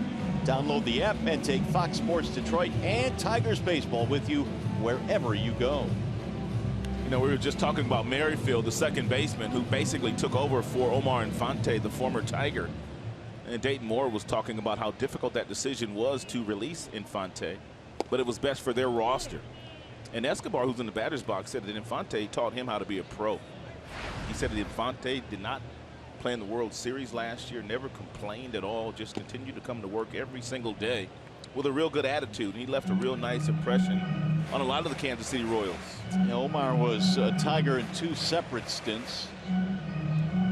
Solid pro day in and day out. You can tell a lot about a guy, and when your playing time is taken away and the guy is sitting on the bench, how he continues to hang around his teammates. In the air to center as Maben shades his eyes and catches out number 3. 1, 2, 3 go the Royals in the 6th. Victor Martinez will start things off in the 7th.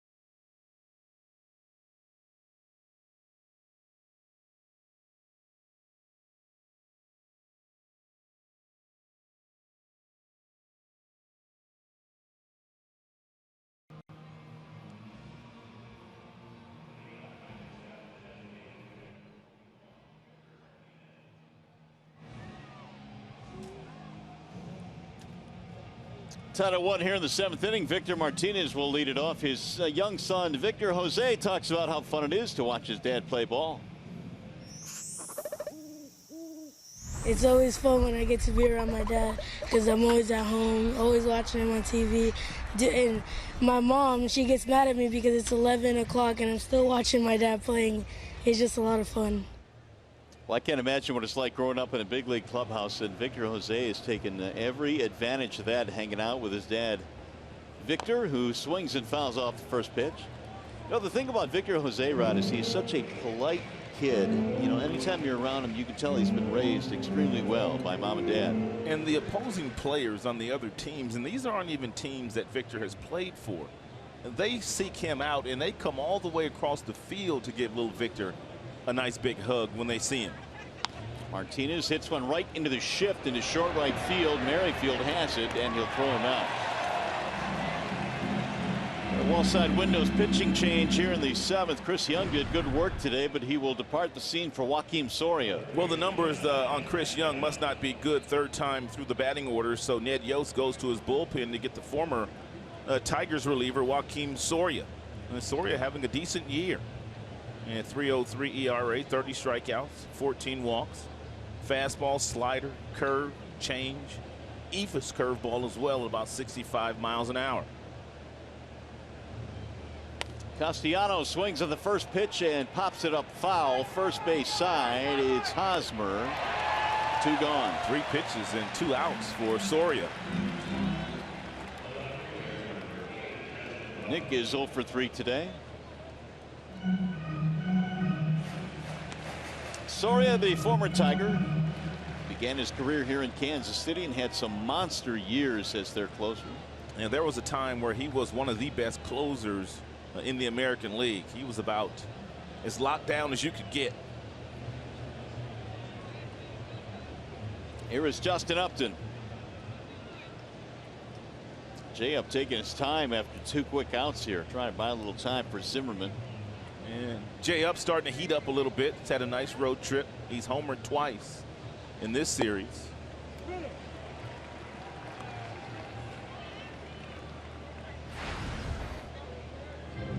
Round out, fly out in this game. 233 average now for Upton.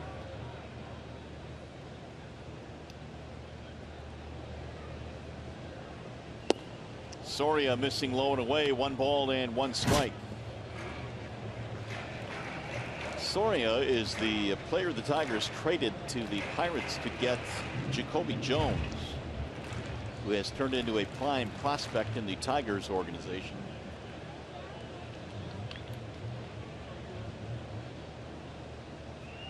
Ooh, there's that slow bender at 72 miles an hour. Very difficult to lay back on the pitch. And one thing about Soria, usually when he throws his breaking ball, he has the ability to throw it for a strike. Not your typical late inning reliever. He's got 5 different pitches. Most late inning relievers only have 2 pitches that they will use. Follow that up with a fastball out the letters, but Upton would not offer. That fastball looked like it was about 100 miles an hour after that 72 mile per hour bender.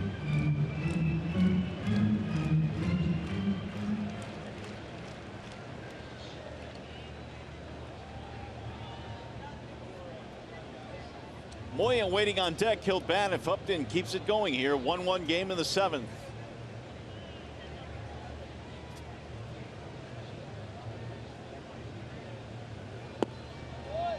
And he just missed with it. Full count now, 3-2.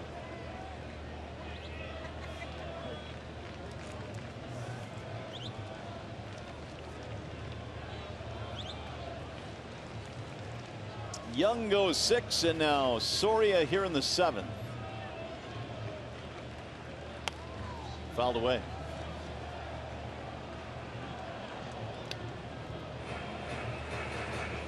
Soria coming into the season 3rd in club history in saves with 161.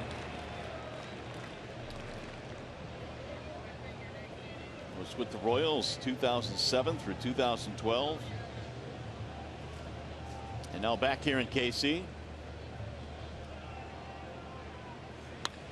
Pulled, foul to third base.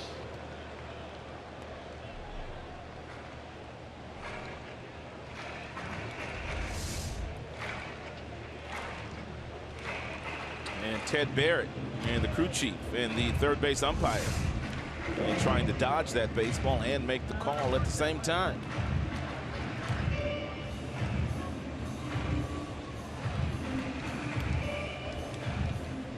Three and two. Tigers have had only 3 hits here this afternoon. One of them the home run by Moya. In fact, he's got 2 of the 3 hits. Jay Up stays alive. Well, the offenses are probably a little tired after the first 3 games of the series, and where both teams for the most part scoring lots of runs. especially the Royals in the last 2 days. Well, the first 2 games in the series, each team had 10 or more hits.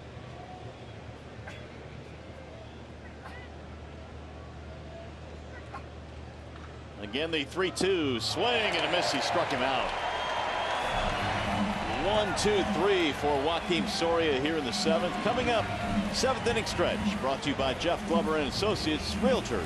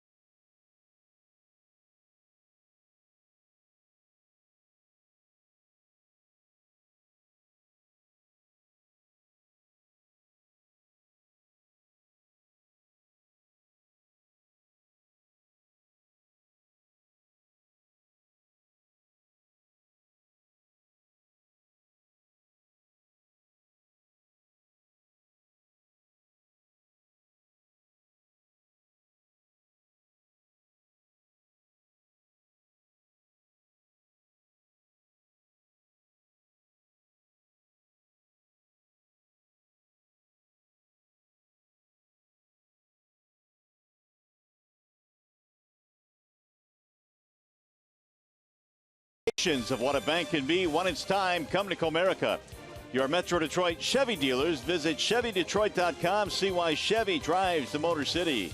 And by Wallside Windows, we can do that. We are the factory. Back here in KC, the Tigers and the Royals tied at 1 as we go to the bottom of the 7th. Time now for T-Mobile's greater coverage of baseball. The Tigers are going to be returning home after this game here tonight. And here's what's on tap for the Tigers, a Seattle team that's by and large plays some pretty good baseball this year. Yeah, new manager, new general manager, and they've got some players that are performing very well, led by Robinson Cano, an outstanding second baseman. Nathan Karns going in game 1, and they have Paxton and Iwakuma in that 3-game series. Meanwhile, here today, Jordan Zimmerman has done his best. And we're going to make it our bell tire pitch by pitch. He is 19 of 20 in first pitch strikes, and he's had 9 0-2 counts, which means the Kansas City Royals have not been able to do a whole lot today against Zimmerman. Everything south of the knees. He's got the breaking ball down, 2 seamers in on the hands of the right-handers. He has looked today like he looked Mario back in the month of April when he was 5-0. Yeah, in the month of April had an ERA of 0.55. Here are the numbers today for Zim, who has thrown just 69 pitches to get through 6 innings. No walks today for Jordan. The defense has been on its toes today. Iglesias has already made several plays at the shortstop position. However, here in the 7th inning, he's got 3, 4, and 5 coming up. Hosmer, Perez, and Morales. They've been pitching Hosmer inside aggressively all series long. If they try to go in there on this particular pitch, being the first of the at-bat, Hosmer might be sitting there waiting for the inside fastball. Hosmer in the ball game, a fly out and a strikeout. He played him pull on the infield, and he fouls it away 0-1. That's a good pitch. 89-mile-per-hour cutter. Hosmer was looking for the heat inside.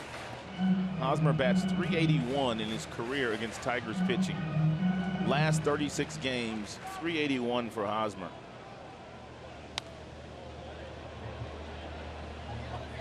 We'll get back into the seats. 0-2. That is now the 10th 0-2 count today for Zimmerman against Royals bats.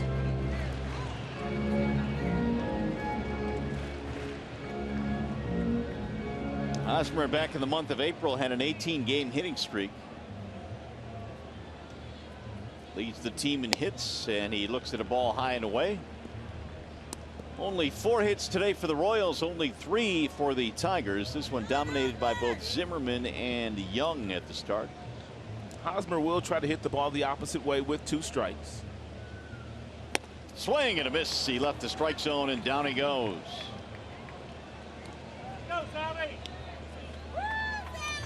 Let's take a look at the Jimmy John's freaky fast delivery of the game. This is a hit and run situation, but look at the count is 1 ball and no strikes. But look at Salvador Perez. It's a 1-0 count. He knew that Moya was going to be running. They didn't call for the pitch out. They simply called for the ball up, and which gave him a really nice opportunity to throw out Moya because that pitch was not made contact with by Iglesias. Perez offensively in this game is 0 for 2. Swing and a miss.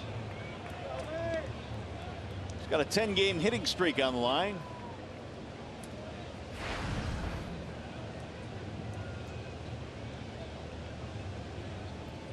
.302 batting average for Perez. Slow tap back to the mound. This will be an easy play. And there are 2 gone.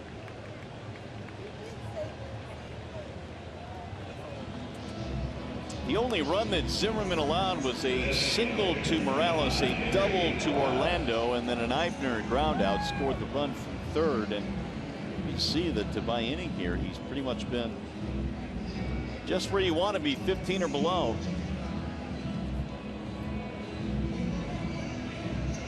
Castellanos going to run across the diamond now to the other side, playing the shift.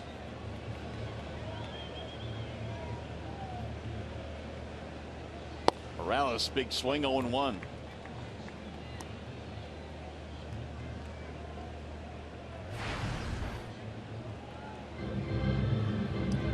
Kendry's got it started in the 5th with a single. He has scored their only run. Now it's 0-2. How do you pitch into the 7th inning and throw a first pitch strike on everybody but 1 batter? It's amazing the kind of command that he has here today. And you need to be as good as he has been today to beat this Royals team in this ballpark. It is still a 1-1 game, despite how effective he's been. Here's the 0-2. Morales ground ball right side. And that's going to be a 1-2-3 inning for Jordan Zimmerman. You're watching Tigers baseball today, presented by Bell Tire.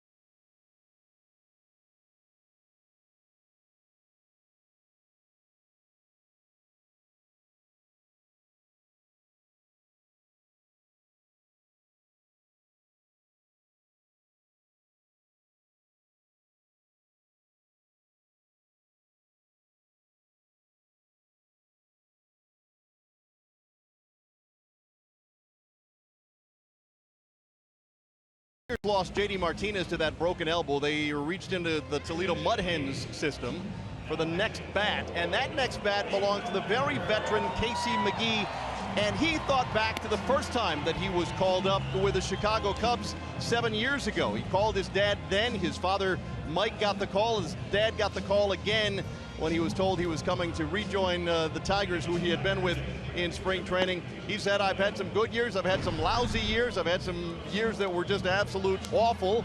Went down, went to Japan, came back, and he has an appreciation now for where he is with his team, because at the end of spring training, he had options. He could have gone somewhere else, but he chose to stay with the Tigers because he liked the team and liked his chances of being called up. And now here we are in mid-June, and Casey McGee is finally a Detroit Tiger. So happy Father's Day to Mike McGee and all the other dads out there.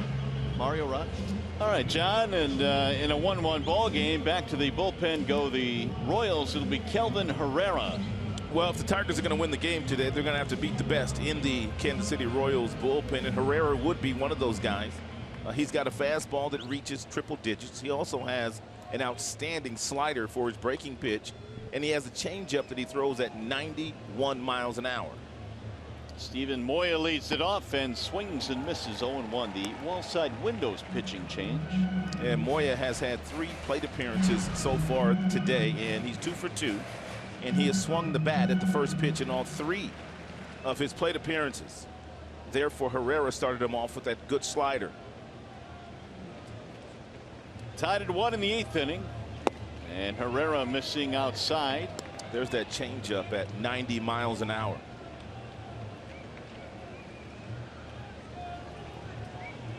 Chris Young, the starter for the Kansas City Royals, did not throw one fastball that reached 90 miles an hour.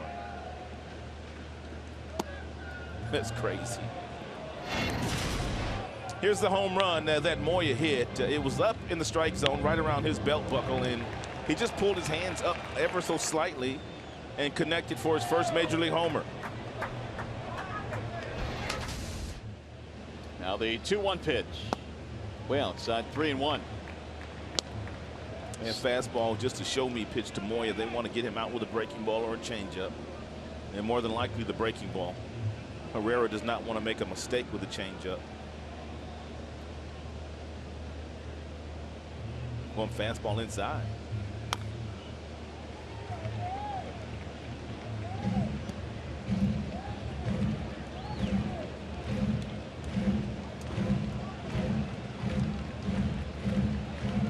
Royals pitching has retired 8 straight. Soria came on in the 7th, got a 1-2-3. Young retired the last 5 in a row that he faced. There's a swing and miss, and Moya down on strikes. That is 9 strikeouts for Royals pitching in this game. A good changeup fading down and away from Moya at 88 miles an hour. And good arm action there displayed by Herrera, who was an all-star last year.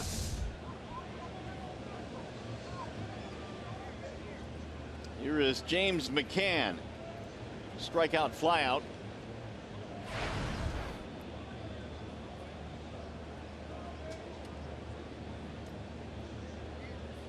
McCann is 2 for 7 in the series. Strike 1. Upper 90s, 97 there from Herrera.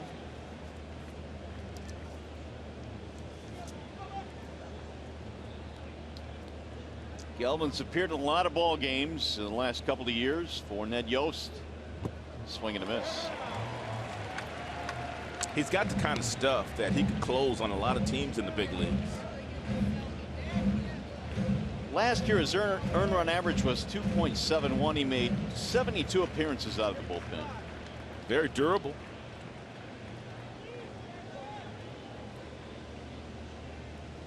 Now the 0-2. Swing and a miss. He got McCann. 10 strikeouts for Royals pitching.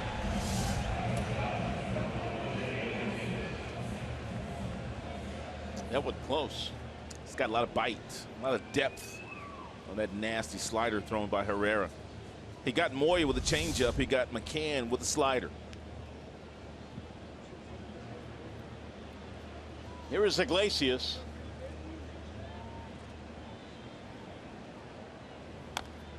Rolled foul, 0-1. Every fastball he's thrown so far has been 97 miles an hour and above.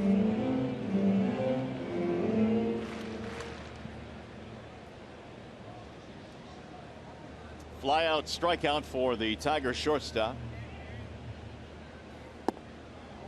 Low. 1-1.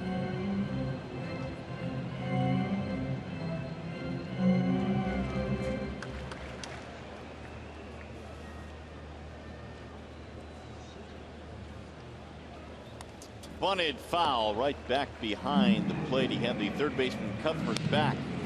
Had he laid that ball down, he had himself a base hit. 99-mile-per-hour fastball, awfully difficult to bunt, let alone get down.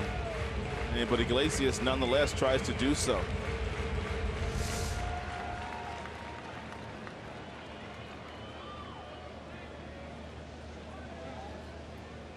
Now time called at home plate. Top of the order, Cameron Maben waiting on deck. Tigers in a pretty good stretch of playing consecutive games without a day off. And their last day off was right before this road trip. They don't have another one until the 27th of June. Yeah, next Monday. So every single day. In a real good stretch right now. One thing we know about the baseball schedule every single year, it is unforgiving. That's why Brad had to give Ian Kinsler the afternoon off, at least at the start of this game. You got to take care of your veteran players. Got him to chase, struck him out swinging. Herrera strikes out the side. Royals pitching today has struck out 11. And we'll go to the bottom of the 8th. Jordan Zimmerman makes his way back to the mound.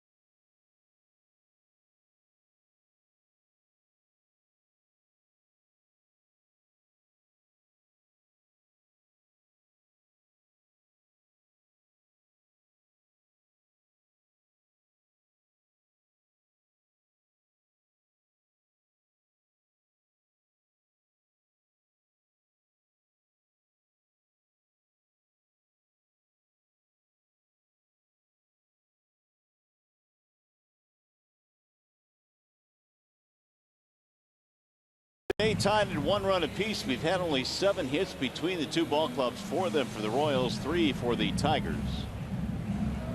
And it's been quite a day for Jordan Zimmerman. The offense, though, has not been able to back him up with much. How about 22 of 23 first pitch strikes? And to go along with the 22 of 23 first pitch strikes, he has had 11 0-2 counts today against Kansas City Royals batters. He's been out there dealing all afternoon long. Only 78 pitches thrown so far and by Zim, and we're in the 8th inning. He's retired 8 straight, and he'll bring it home and throw strike 1 to Pablo Orlando. And Jordan knew exactly what he needed to do today. And when he left the ballpark last night, and Tigers bullpen last couple of days beat up, and he knew he had to go out and pitch into the 7th, into the 8th, maybe a complete game today. Here is his 80th pitch of the afternoon, grounded foul just outside of the bag. Another 0-2 count. Is that 12? 12. Strike after strike after strike. Command has been tremendous. Look at that, 62 to 18.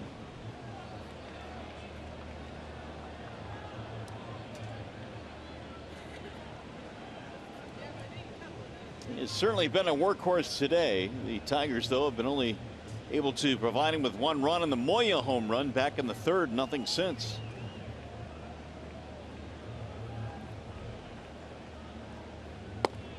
Just off the plate.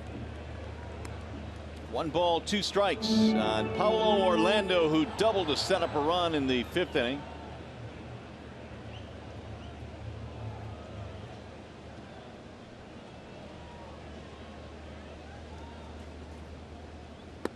Two and two now on Orlando.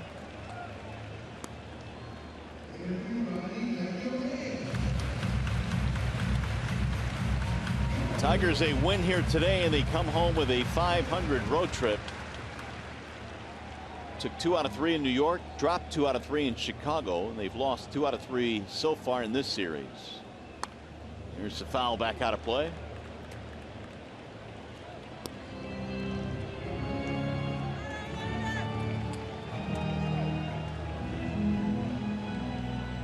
Tigers came into this game averaging about 6 runs per start for Zimmerman. He has gotten a lot of support throughout the course of the year, but not much today. Only 3 hits. Here's the 2-2. Roped foul to third base, and again Ted Barrett had to skip out of the way. He's had to dance down there a couple of times today. Ted's in good shape. A former boxer, Ted Barrett. And dancer, apparently. Well, you know you got to be quick on your feet if you're going to be a boxer. Well, good point. Why don't you go pick a fight with him, see how it turns out. No, he's a buddy of mine. Not go mess with him. 2-2. And it's just off the plate. This has been a really good at-bat for Orlando. Tiger bench jawing about this one, but it clearly missed. And it has to be the lengthiest at-bat and for any Royal today.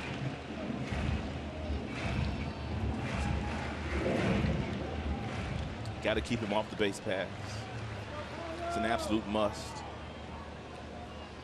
Ground ball back up the middle. Ranging left is Iglesias.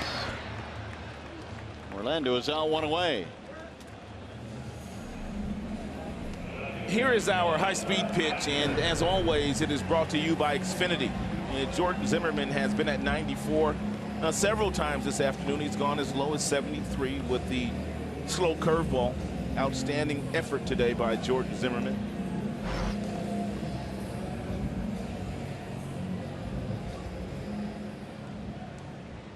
It'll bring up Brett Eibner, whose ground ball produced a run in the 5th. He's 0 for 2.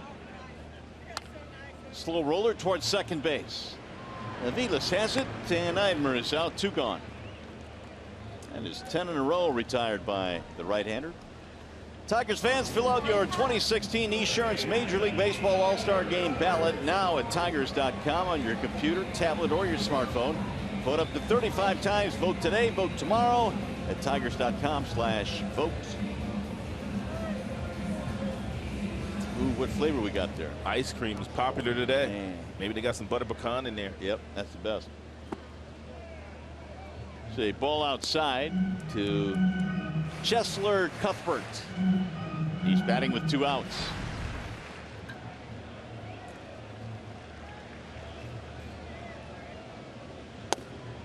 Strike on the inside corner.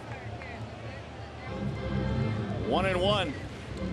13 groundouts today for Jordan Zimmerman, which is a really good telltale sign of the fact that he has kept the ball at the bottom of the strike zone. He has gotten these Royals to pound it into the ground all day long.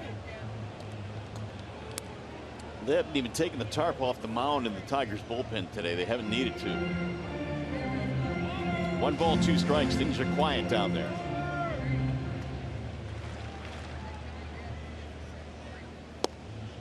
A little bit outside. 2 balls and 2 strikes on Cuthbert. Meanwhile, Wade Davis is warming up in the KC pen. He is the closer for the Kansas City Royals. He also pitched an inning in last night's game. Swing and a miss. Cuthbert is out of there. A 1-2-3 inning for Zimmerman. He's retired 11 straight. And we will go to the 9th, tied at 1 run apiece.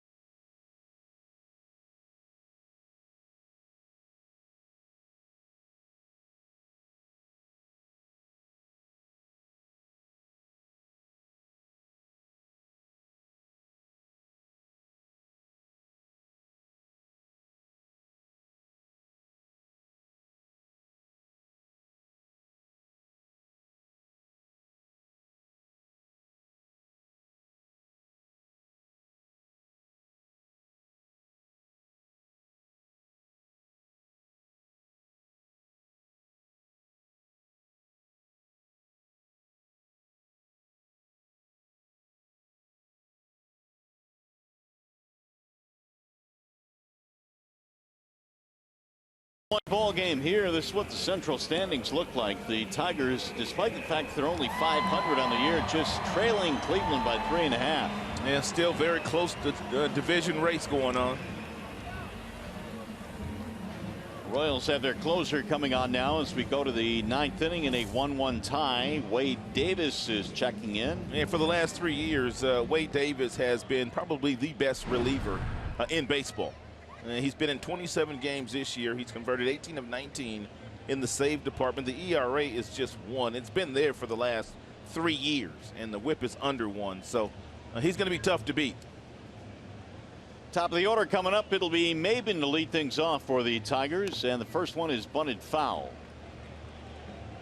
Wade Davis, a former starter with the Tampa Bay Rays. As a matter of fact, when he came over to Kansas City, along with James Shields in a deal, he was a starter for Kansas City. Didn't pitch that well. They put him in the bullpen, and boy, has he found a home. Davis last year had an ERA of 0.94. How about the year before that? 1.00. How do you do that? I mean, that's just absolute dominance. Much of that, as you say, as the setup man for Greg Holland, but Holland is injured, and so Davis is taking over the closer's role. And they haven't missed a beat. 97 with his fastball. He's got usable breaking balls as well.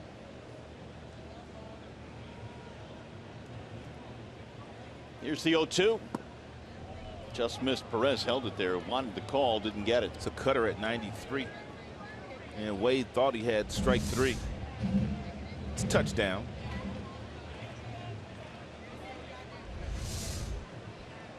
Fox Tracks almost got fooled there by Salvador too. Trying to pull that strike back up in the strike zone.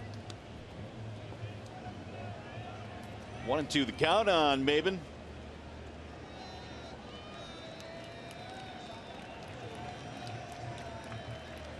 Single strikeout flyout for Cameron Maben. Here's the 1-2 pitch again, outside and low. 2-2 the count. Well, they've apparently taken the tarp off the mound now and down in the bullpen. And there is some activity down there.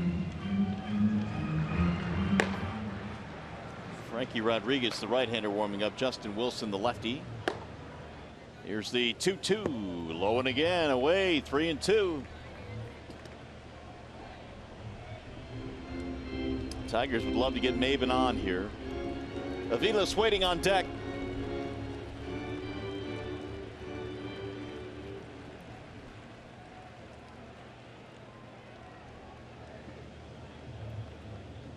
Here's the 3-2. Fly ball in the air toward right center. Gerard Dyson going back. And Maben is out, one gone.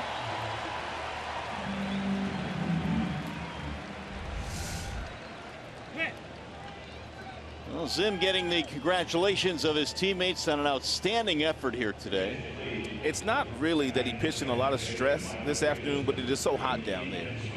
And that obviously it's the best thing to do to get him out after 8. Only 93 pitches total thrown today by Jordan. 22 of 23 in first pitch strikes. Ian Kinsler is going to pinch hit for Mike Aviles. See if he can drive one out of the ballpark here against Davis.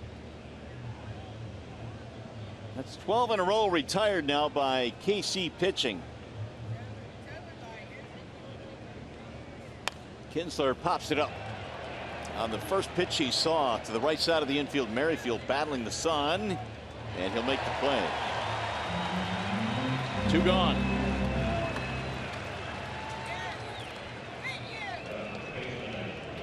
That'll bring up Cabrera.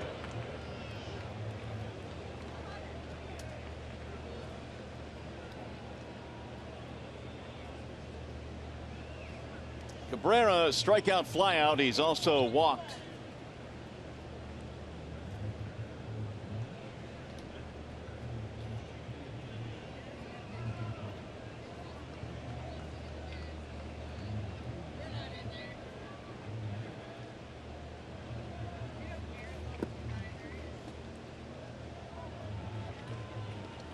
Miguel has had success against Wade Davis. He's hit him a couple home runs, and batting over 300 against Wade.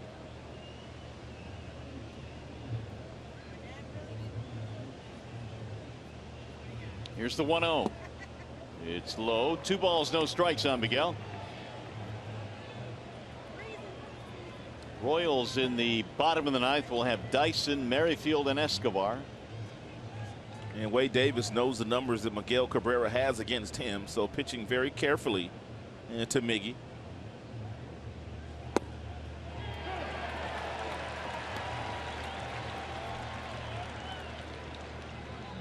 Two and one.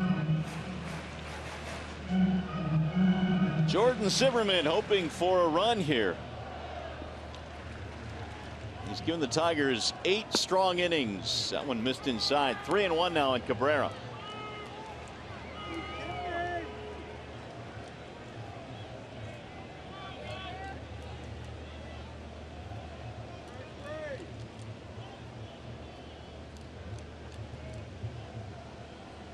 Here's the 3-1 pitch. Swing and a miss. Man, he reached back there. It's a 3-1 count. It's a fastball that's up at the top of the strike zone. Miguel knew he was going to get a fastball. Took a huge swing and came up empty.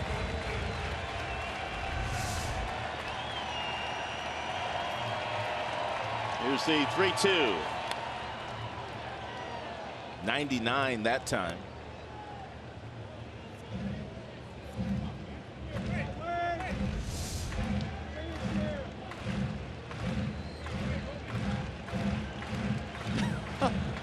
Mickey said, take a little off. 99, take a little bit off, he's told him.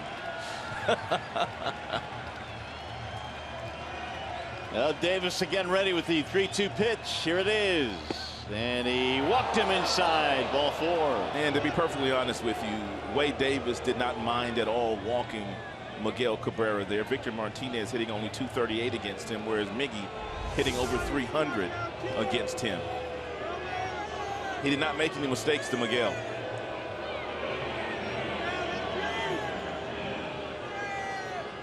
Clearly inside on Fox Tracks. Go ahead run is on now for Victor Martinez, who is 0 for 3 today. And that walk, as you see the shift that they play on against Martinez, that walk snapped 13 straight consecutive batters that were retired. That's a good walk right there by Wade Davis, though. Now he'll try his luck with Victor. And it's a little low. 1 ball, no strikes.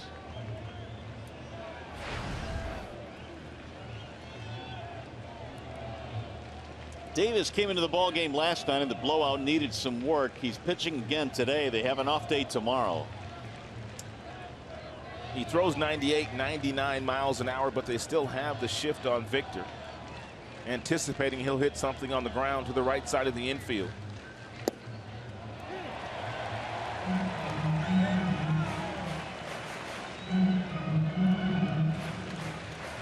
One ball, 1 strike on Martinez. Ground out, strikeout, fly out in this game.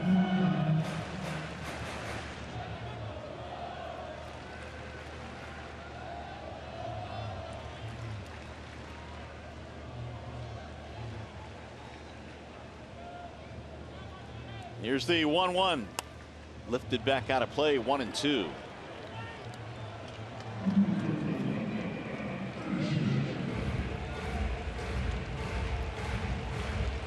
Castellanos on deck.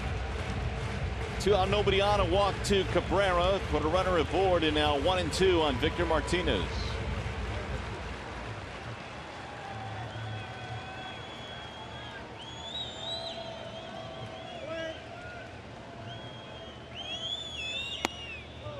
Two and two.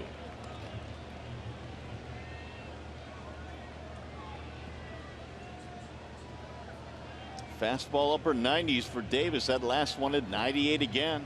He's thrown 19 total pitches and 10 strikes, 9 balls.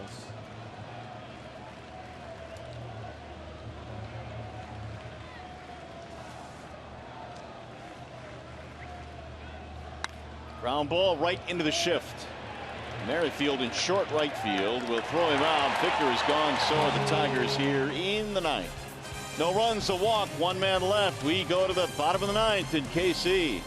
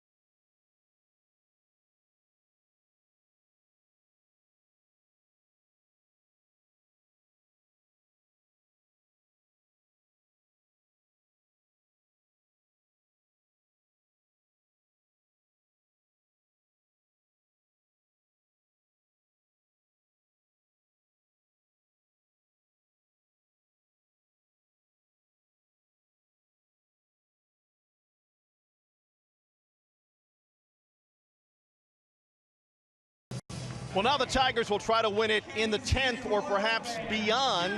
But the story of the day here in Kansas City certainly has been the start from George Zimmerman. You'll hear from him right after the game on Tigers Live, along with Stephen Moyer, who had his first Major League homer, and, of course, the post-game comments of the manager, Brad Ausmus. Right after the game, it's Mickey York and Craig Monroe in our Call Sam studios coming up. But first things first, the last of the ninth. Mario, Rod. All right, John, thanks. It'll be Gerard Dyson to lead things off here in KC as we go to the bottom of the ninth. It'll be Dyson, Merrifield, and Escobar. And they will face the left-handed slants of Justin Wilson. It's been a while since we've seen Wilson on the mound. As a matter of fact, he has not pitched since last Sunday in New York. Dyson, with tremendous speed, draws Castellanos in tight at third. And here's where he always tries to bunt. He tries to get on base any way he can. Wilson almost hit him and did hit him. Dyson will take first base, hit by the pitch. Well, that becomes a problem now. With his speed, McCann's going to walk out to the mound to settle Wilson down. Barely got his shirt. Man.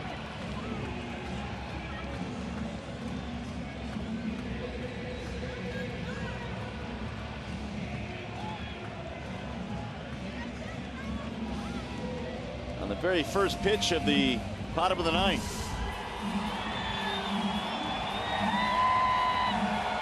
Dyson at first base. Here is Merrifield.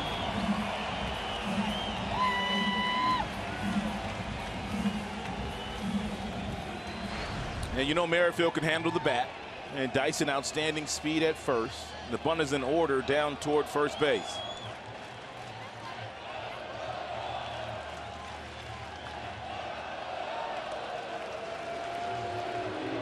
Ian Kinsler, by the way, stays in the game to play second base. The Royals also have Lorenzo Cain on their bench, should they want to use him. Dyson with 11 steals to lead the team. Castellanos on the grass at third. Merrifield is up there.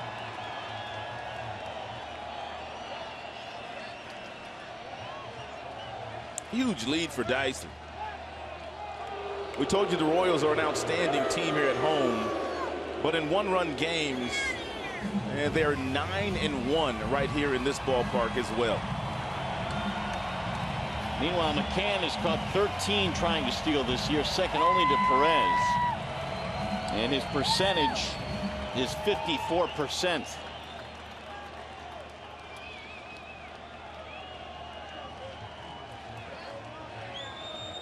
Dyson does not respect the move of Wilson. That is a huge lead. Gargantuan. For a guy that's left-handed, huge lead. Rusty Kuntz, first base coach, outstanding base running coach. As a matter of fact, Ned Yost allows Rusty Kuntz to give the base runners the green light when he feels like they can steal a base. It doesn't have to come from the manager. Rusty has the liberty of controlling the running game for their base stealers. Dyson, big lead.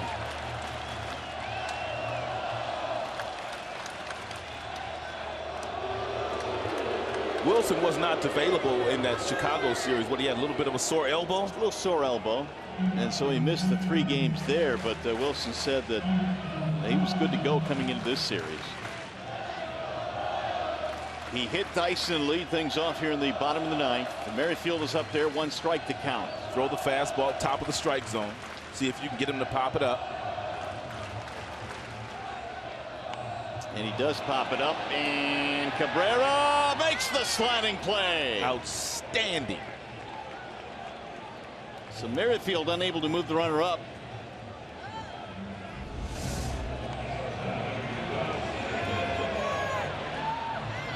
When you know a guy's up there bunting in this situation, you throw the fastball at the top of the strike zone, and Wilson did a beautiful job of that. Very difficult for the hitter to get that ball on the ground. But now Dyson will try to steal second base. They got to get him down there to second. He's 11 out of 13 this year. Escobar had a double way back in the first. 1 for 3. One of the few hits allowed by Zimmerman today, who threw first pitch strikes on 24 of 26 before departing. Line foul back in the seats.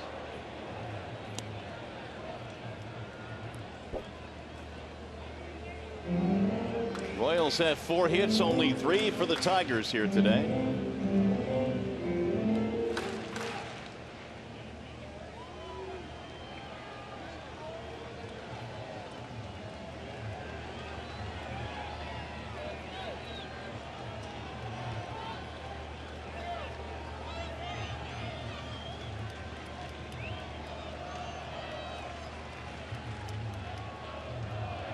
And they got it picked off. Dyson on his way to second. Throw down. He is out at second base. Wilson picks him off. It'll go down as a caught stealing, and the bases are empty. Outstanding job here by Wilson, who held the baseball long enough to get Dyson jittery at first. And also a very good job by Miguel Cabrera coming to get the baseball. Miguel came to get it. He was on the grass, which gave him a nice angle to throw the ball down to second base. Look at the angle Mickey has. And that allows him to throw the ball to Iglesias, and Iglesias to apply the tag to Dyson.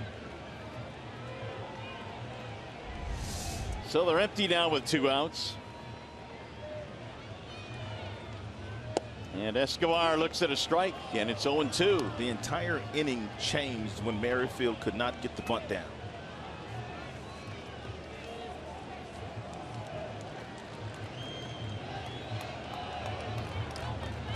The other thing about the Tigers here, if they can get this thing to the 10th inning, the Royals have gone through their Class A relievers. Yeah, they have. Sordia's pitched, Herrera's pitched, Davis has pitched.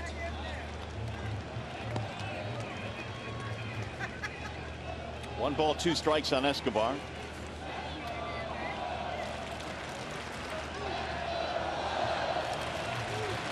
Peter Moylan warming up in the bullpen for the Royals.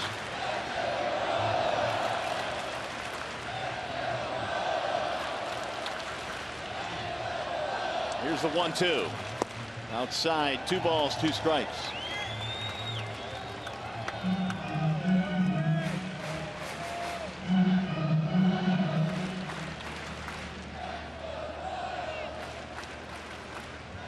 Jordan Zimmerman went 8, and now Justin Wilson here in the 9th.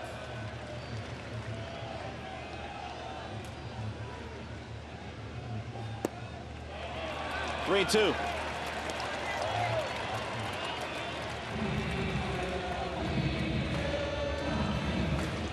Hosmer waiting on deck.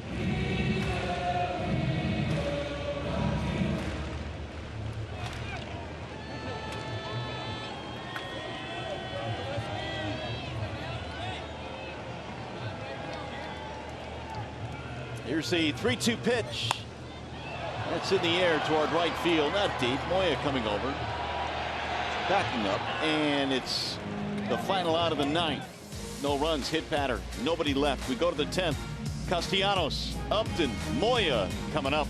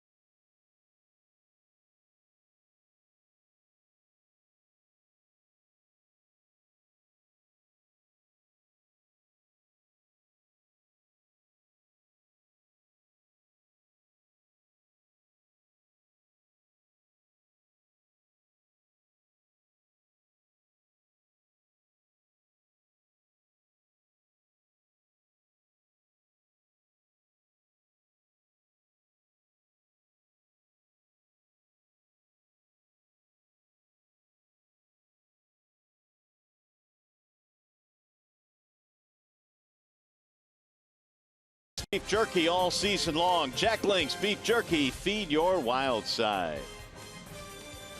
Well, the Tigers get this thing to the 10th inning. It's a 1-1 ball game. It has been a 1-1 game since the 5th this afternoon, and the Royals go back to the bullpen now. It'll be Peter Moylan coming out of the pen. Old-fashioned pitching duel this afternoon at Kauffman Stadium. Jordan pitched 8 innings.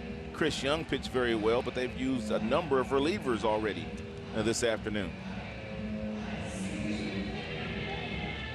Moylan signed as a minor league free agent in January. Broke in the Atlanta organization, spent a lot of years with the Braves. And Dayton Moore, the general manager of the Kansas City Royals, he used to work for the Atlanta Braves under John Sherholtz, and he has gotten a lot of former Braves over here when he was a scouting director. Some of the players he drafted, as a matter of fact. Castellanos looks at strike one. Nick and then Upton and then Moya in the 10th inning for the Tigers.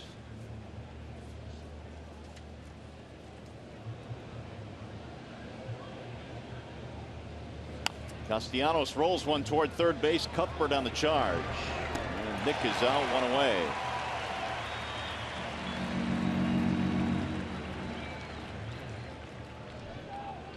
We'll bring up Justin Upton. And last time Moylan was on the mound, he had a rough one. He gave up 3, which was a season high in runs in the 8th inning last Thursday. Had allowed just 2 runs in his previous 11 appearances. So he was roughed up just a few days ago.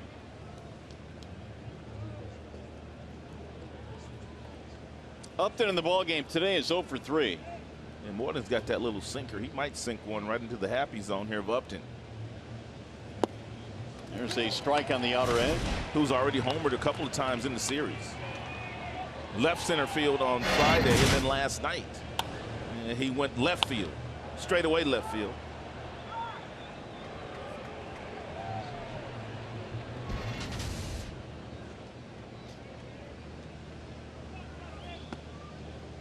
Moylan had some years that were pretty good with the Atlanta Braves. They used him heavily. In fact, in 3 of his seasons with Atlanta, he made more than 80 appearances. Ooh, that is a lot. I mean, when you get in the 70s, that's a lot. 80s, you're going just about every night. Here's the 1-1 pitch. In there, a strike called, 1-2. Don't know for sure, but I would imagine that one of the things that helped Moylan make so many appearances is the fact that he throws from that sidearm delivery. Doesn't appear to put a lot of stress on the arm. Pretty much a situational right-hander coming out of the bullpen. The 1-2. Bouncing ball left side of the infield for Escobar. And Upton is out by a step, 2 gone.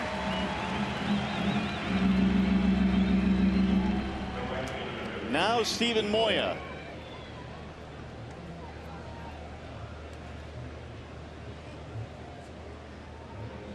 Moya hit the home run off the starter Young in the 3rd. First major league home run, but that is the only Tigers run today. And Tigers have but 3 hits this afternoon. Moya has 2 of the 3.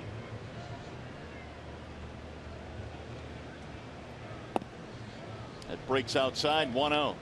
It's the first time he did not swing at the first pitch, but Moyland really did not give him anything to swing at. Shane Green on your right, Francisco Rodriguez on your left.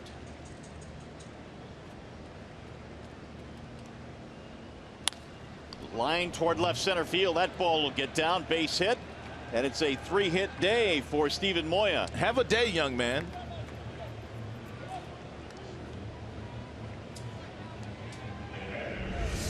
A home run and 2 singles today for Moya.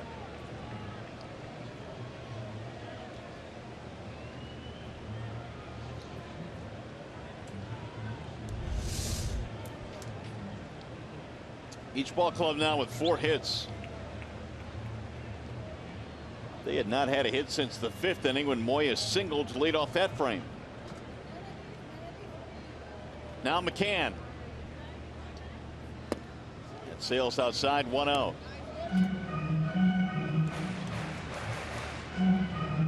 Looks like the Indians have won today. They beat Chicago 3-2. That's the final. Yeah, the Indians took 2 of 3 from us when we were there. Then they simply go down to Cleveland and get swept.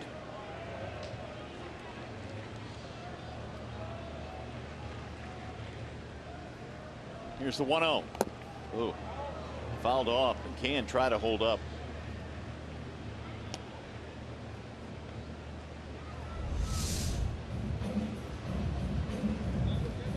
Right off the left foot of the umpire, and Gabe Morales.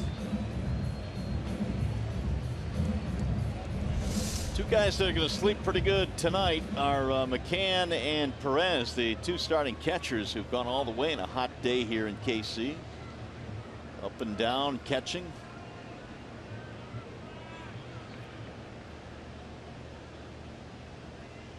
Moylan's 1-1. 1-2 on McCann.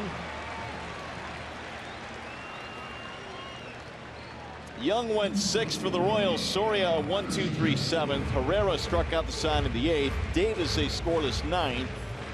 And now Moylan here in the 10th.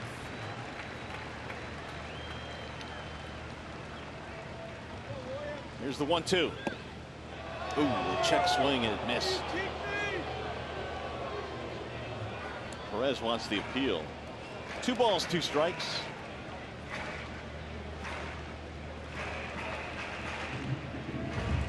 See, it missed a little bit high.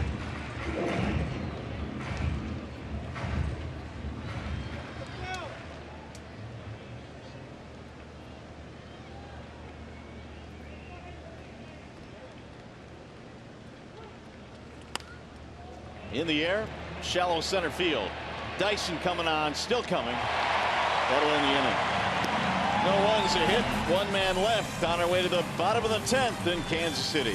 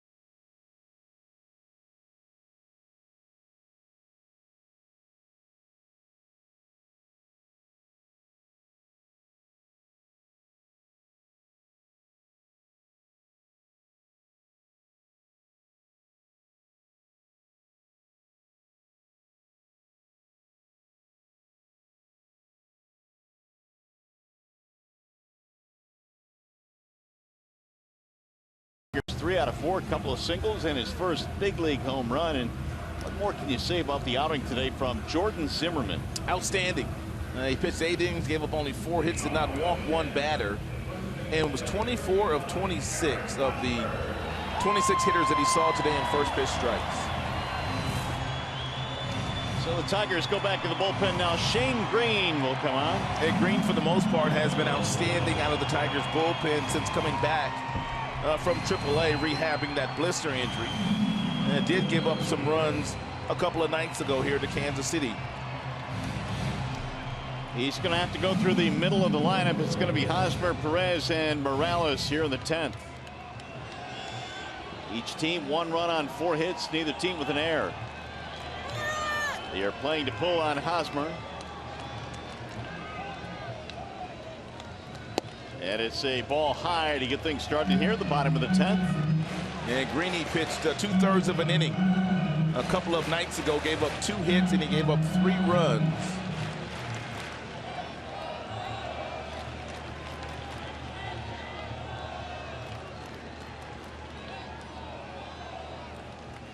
Swing and a miss. Eric tried to end it by himself. 4 out of 9 against Green in his career. And Tigers shifting Hosmer just a little bit in the infield. Pretty much straight up in the outfield. No doubles depth in the outfield. Miggy is guarding that line down first base. Popped up, shallow left field. Here comes Upton calling. Hosmer is out, 1 away.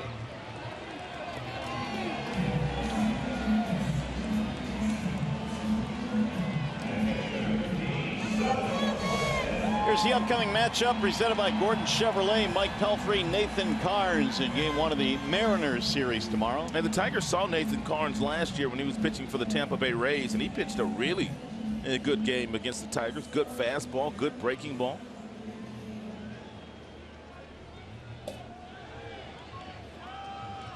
Now Perez, who is 0 for 3. Yeah, be careful on the first pitch. Nothing too inviting for Salvador Perez. A very aggressive hitter. Grounder back up the middle and into center field, a base hit. They're going to pinch run for him. Perez is aboard here with 1 out of the 10th.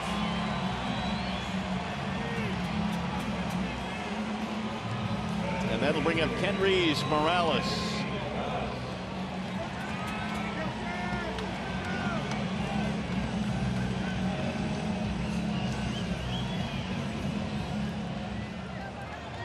Perez will stay in the game. They will not pinch run for him at first. They might wait until he gets to second base. Morales a single in 3 at bats. He has scored their only run so far. That is the 5th hit of the game for KC.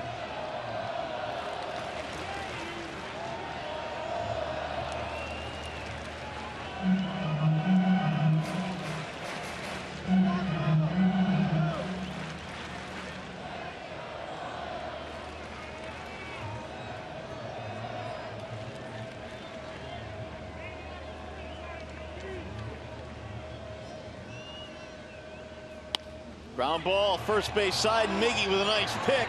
They'll get 1 at second base, forcing Perez 2 gone.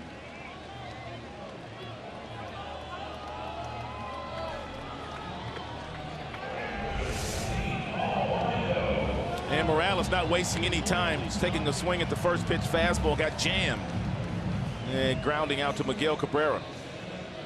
And nice footwork by Iglesias coming off the bag, and then understanding I better get back to and make sure I touch it before Perez gets down there.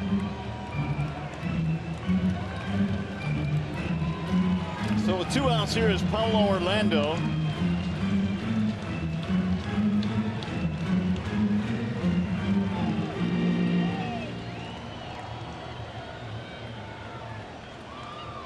Orlando had a double in the 5th inning. Zimmermann will foul that one back out of play. 0-1.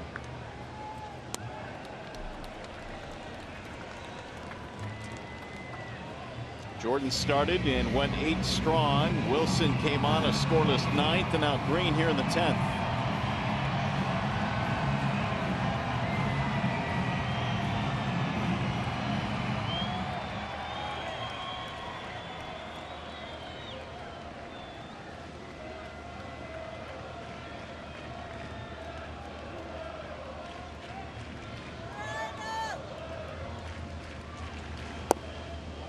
Low ball one.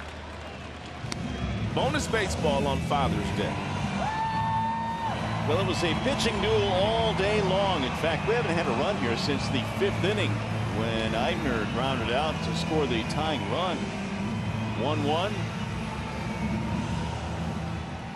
Really not too many chances either for either ball club after that.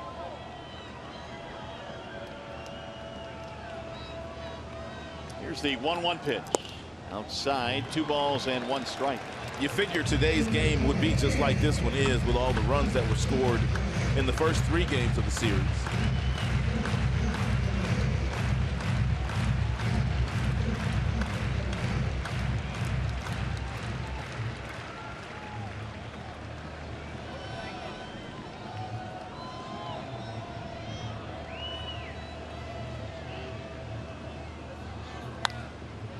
High fly ball, shallow right field playable. Moya is under it. And that is that for the Royals here in the 10th. No runs, they get a hit, and they leave 1. We go to the 11th in KC.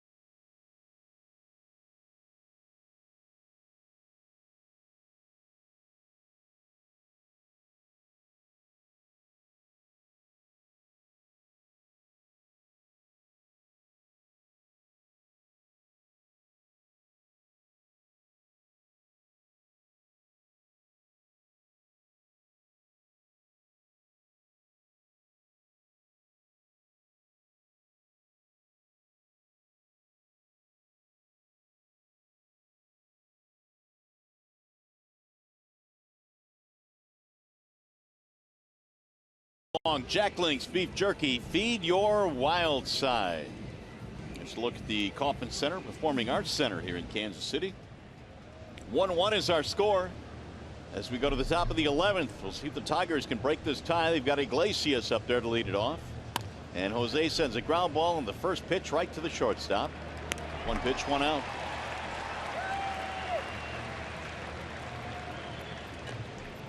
Moylan came on, gave up a 2-out single in the 10th, but no damage. Now he's gotten Iglesias here in the 11th. Top of the order coming up, Cameron Maybin. Yeah, because Iglesias swung at the first pitch, Cameron Maybin will probably take at least 1.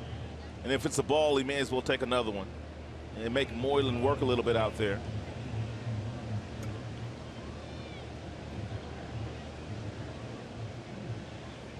It's in there for a strike.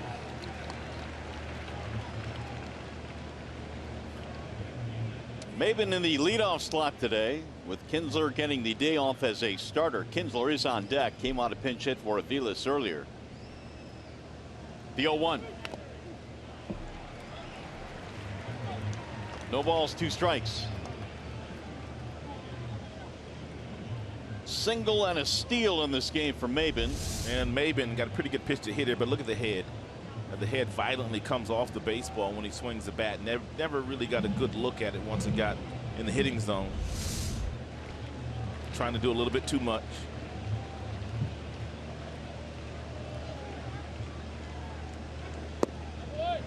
Just missed outside. 1 ball and 2 strikes. And Moylan threw that ball exactly where Perez wanted it, about 6 inches off the plate. Outside, they wanted to see if he would swing at it. Now they're going to go 2-seam back inside.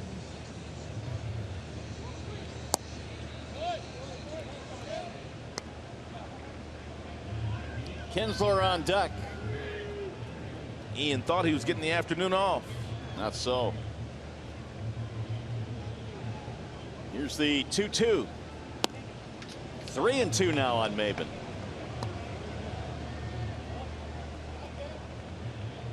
Royals 5 hits today. The Tigers had 4 hits. Tigers need a base runner here.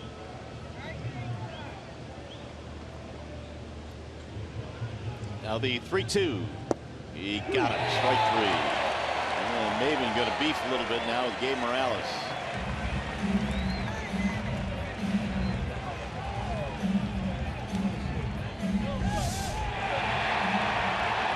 Cameron Maben got kicked out. Yeah, a little bit too much with Gabe Morales. Has been thrown out of the game. Here comes Brad Ausmus. Well, that's the last thing the Tigers need here. Yeah, they're already short. Maben was unimpressed with that last call. You could tell head down he was beefing with him, but must have said the magic words. So he's been ejected.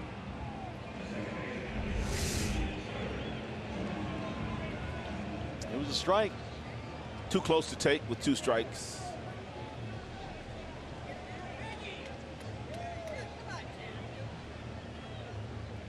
And the following heave-ho. There's a pitch that just missed at the knees on Kinsler. 2 out, nobody on. Ian popped up in a pinch hitting role in the 9th, stayed in the game.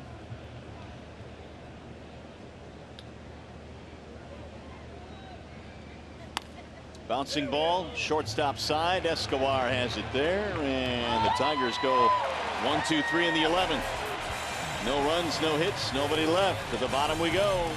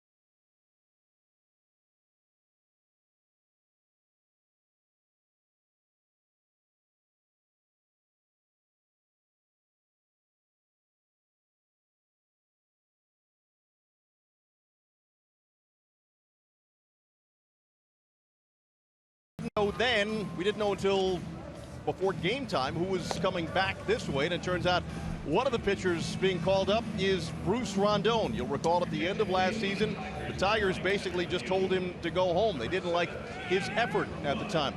Rondon said earlier today that he was surprised. He was with his family when he got the call, and thanks the team for giving him another chance. He's changed some of the mechanics. Rod will speak to this. He doesn't have the hip turn that he had last year, and in his last 6 to 8 appearances, Lloyd McClendon, the Mud Hens manager, said Rondon has been very, very good. So here he is with another chance at the major league level, guys. All right, John, thanks. We'll see how he does here. It's a tie ball game in the bottom of the 11th. He will face the bottom of the lineup, Eibner, Cuthbert, and Dyson.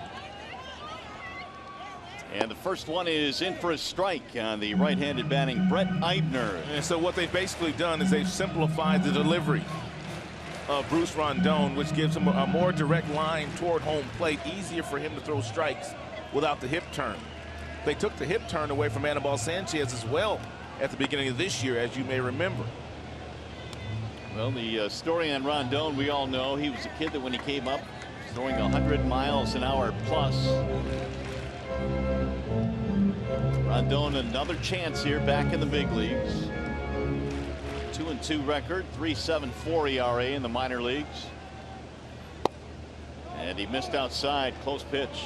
Yeah, to go along with that fastball that gets up to 100 miles an hour, he's got a nice slider and a changeup, and he's also been working on a two-seam fastball. The last one didn't miss by much. Here's the 1-1. Swing and a miss. Check at the 1-2, and down he goes. So Rondon comes in, strikes out Eibner. Good location with the slider and bottom of the strike zone.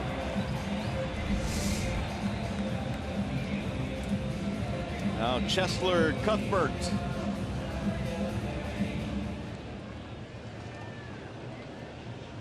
One run, 5 hits for KC. 1 run, 4 hits for the Tigers. Fouled straight back, 0-1. Tigers bullpen has just not performed recently. In fact, the ERA for the bullpen almost 5 coming into play today. 4.96. Good pitch and a strike call, 0-2. 99 miles an hour. Easy gas. Located beautifully on the outside black.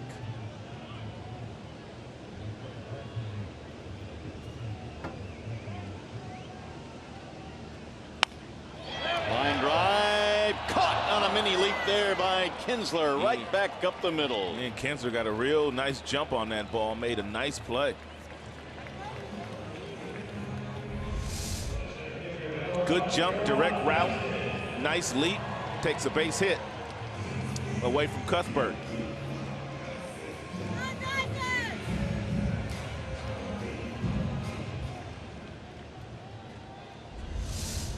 Here's Tyson.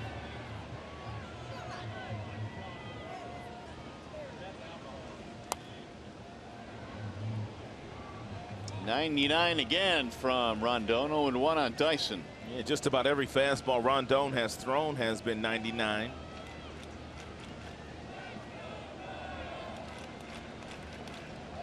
Dyson hit by a pitch in the 9th, but then was caught stealing, was actually picked off and then thrown out at second.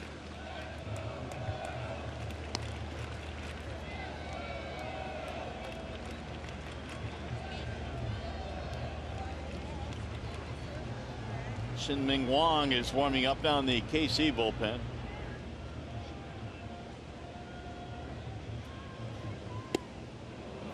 One and two.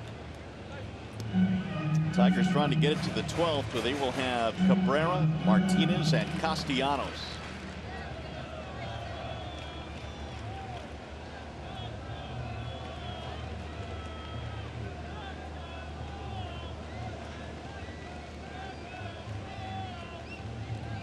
Here's the 1-2. Outside, 2-2. Gerard Dyson. 101 with that fastball there thrown in by Bruce Rondon.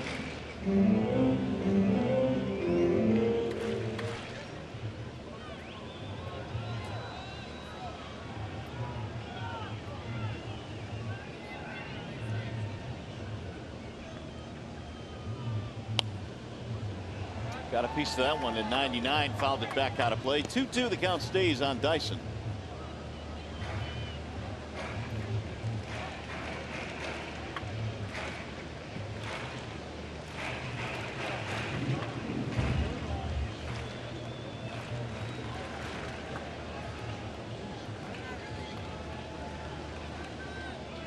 Rondon ready with the 2-2.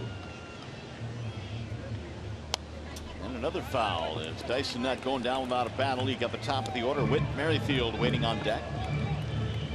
Tigers got a run in the 3rd on the home run by Steven Moya, and then the Royals tied it up with a run in the 5th. Yeah, the minor tweak that they have done with Rondon in his delivery looks good. I mean, he's been able to throw just about everything in the strike zone. Even the pitches that he's missed with are really close pitches. Throwing straight downhill. That's pulled and a diving stop. Kinsler to his feet throws him out. What a play by Kinsler. Kinsler with 2 outstanding defensive plays here in the 11th inning, keeping the speedy Gerard Dyson off the bases. And we go to the 12th.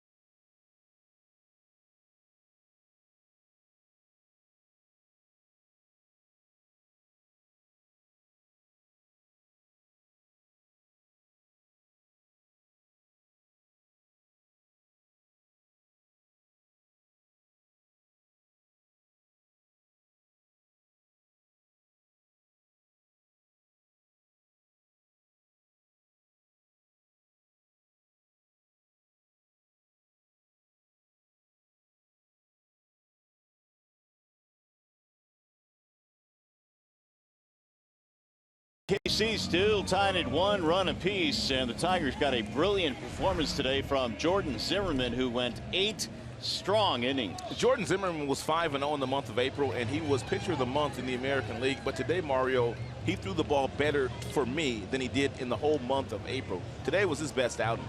Outstanding outing. Well, the thing that stood out for me with the first pitch strikes at 24 of 26. A lot of soft contact. That is unheard of. Here is Cabrera to lead things off, and he will look at a ball inside. A lot of ground balls as well thrown by Zimmermann. 13 of those. Peter Moylan's still out there for the Royals. He has given up just 1 hit in 2 innings of work. Basically sinker slider. Royals pitching in this game has struck out 12 Tigers batters. Here's the 1-0 pitch. Missed inside, 2-0.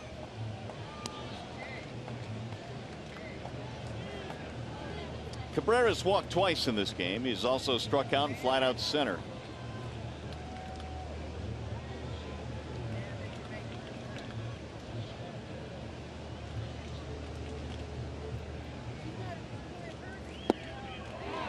Miggy had a big long swing there. Good two-seam action on the fastball thrown by Moylan. The bottom basically falls out of that two-seamer. Right underneath the bat of Miguel Cabrera as he swings right through it.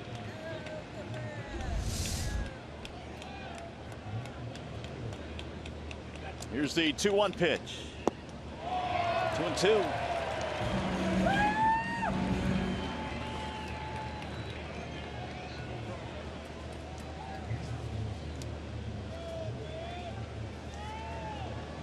Moylan came on in the 10th inning after Davis pitched the 9th. Chopper to the shortstop Escobar. He's been busy this afternoon. And Cabrera's out 1 away.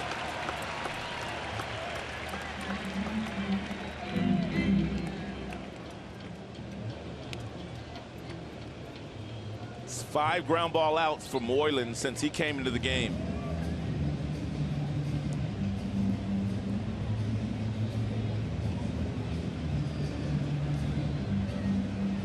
Going to be it for Moylan.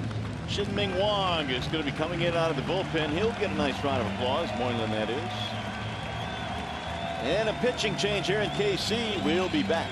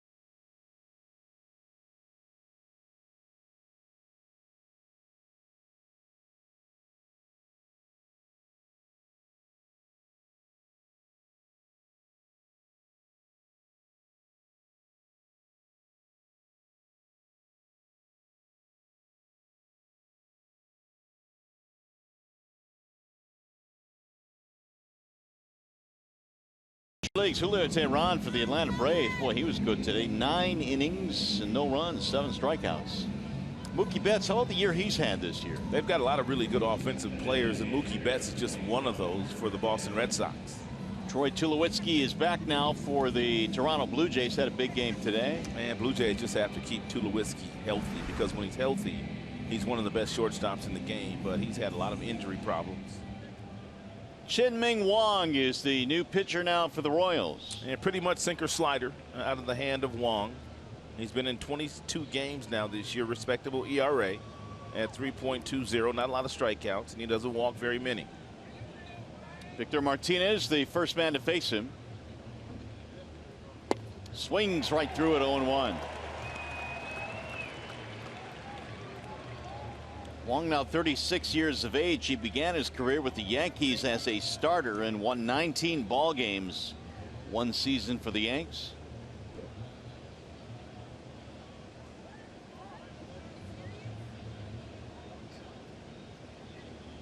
Here's the 0-1 pitch. 0-2 now on Martinez. Here we are in the 12th inning, and the Tigers have managed only 4 hits all day. And really, the Royals have had not many more, only 5. It's been a well-pitched ball game by both starters and both bullpens. 0-2 on Victor Martinez. A little bit outside, 1-2. And Victor, good numbers against Wang. 316, 6 for 19, and a homer.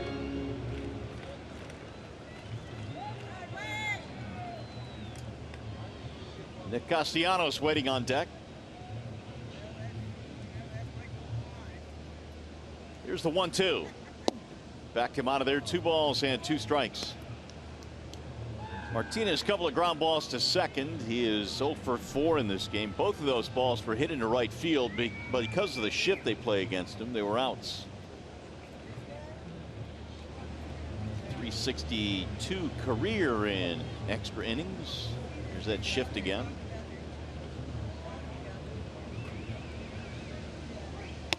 High, ball 3.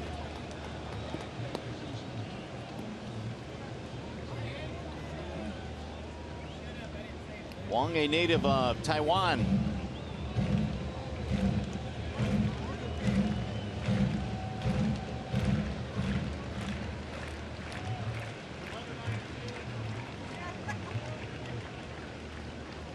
Here's the 3-2. In the air towards center field. Dyson is on the run, still going back, and he'll run it down at the wall. Gerard Dyson put it in overdrive there and took an extra base hit away.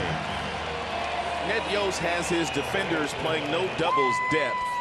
Dyson has outstanding speed, but the only thing that's going to get over his head is something that leaves the ballpark.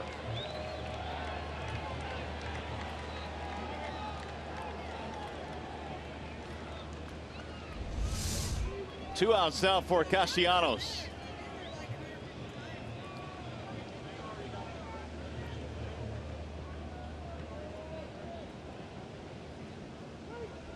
And Nick looks at a strike, 0-1. Royals will have the top of the lineup coming up when we get to the bottom of the 12th. It'll be Merrifield, Escobar, and Hosmer.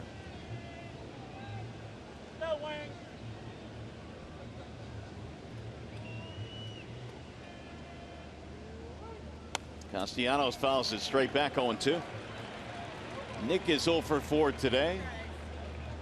3 of the 4 Tigers hits belong to Stephen Moy as Kyle Ryan starts to warm up now.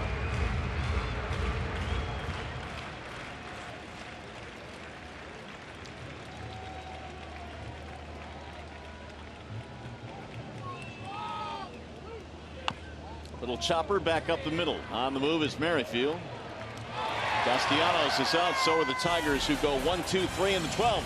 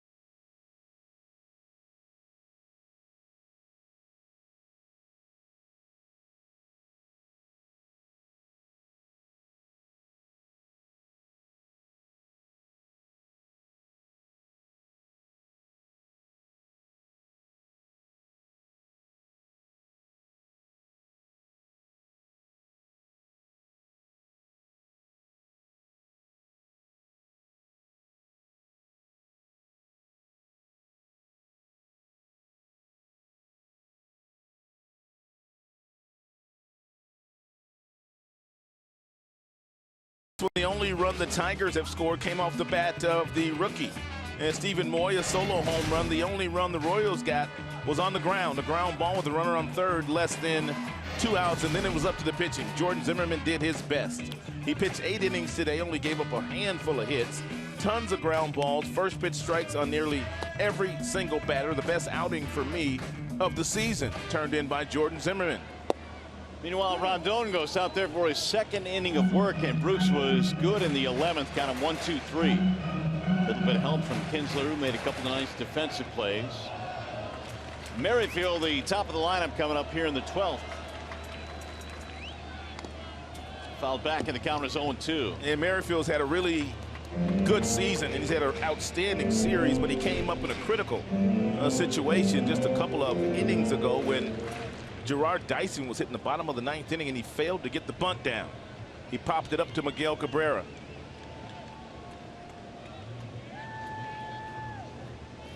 Here's the 0-2. Fouled straight back. Bruce Rondon throwing a lot of strikes. We heard he was throwing the ball exceptionally well down in the minor leagues.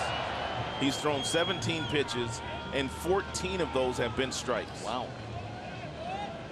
Man, if they could get him to throw the way he's thrown for 1 inning here today, that would really help the bullpen out. Swing and a miss. Do it, Rondon. Merrifield is out of there on strikes, and 1 gone here in the 12th. We check in now with John Keegan. Mario, the Royals came in tied with the Cubs for having the best record at home in the major leagues. In case you wondered, the all-time record for success at home was held by the New York Yankees back in 1932. They went 62-15. I was hosting Tigers Live back then. We were in black and white, but that was a really, really good team. And I'm not going to argue that. I believe that 100%. Come on. No, really, I do believe it. One question for you, John. You got your sunscreen on down there? I'm actually sort of tucked away in the shade bet down here. All right, brother. Escobar pops up for the second out of the inning. Bring up Hosmer. With 2 outs, nobody on here in the 12th inning, 1-1 ball game. Had there been somebody on base, they would have gone to Ryan, who was warming up in the bullpen. But instead, Brad's going to stay, it appears, with Rondon, but with special instructions given to the catcher, James McCann, do not let him beat you. Don't give him anything too good to hit. It's a right-hander in the on-deck circle, although it's a good right-hander in Salvador Perez. Hosmer is 0 for 4 in this game. Ball high and away at 100 miles an hour. Second fastball that Rondon has thrown today that has reached triple digits.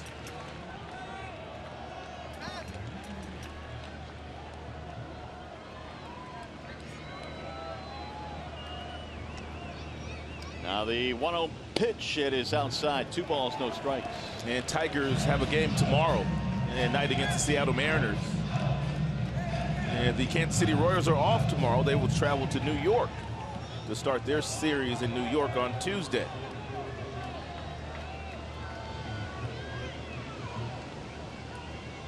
Hosmer waits on a 2-0. Man. Vicious swing there and a ball out of the strike zone, 2-1. That ball was literally over his head. You don't see Hosmer leave the strike zone like this very often. They're trying to walk him.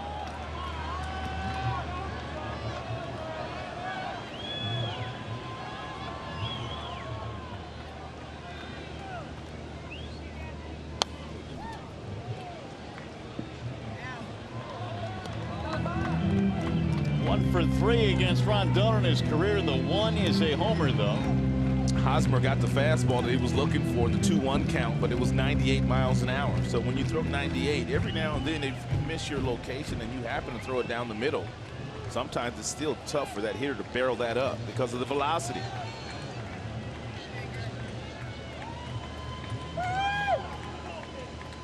Swing and a miss. He struck him out, and that's going to be a 1-2-3 inning for Bruce Rondon, who has struck out 3 in his 2 innings of work.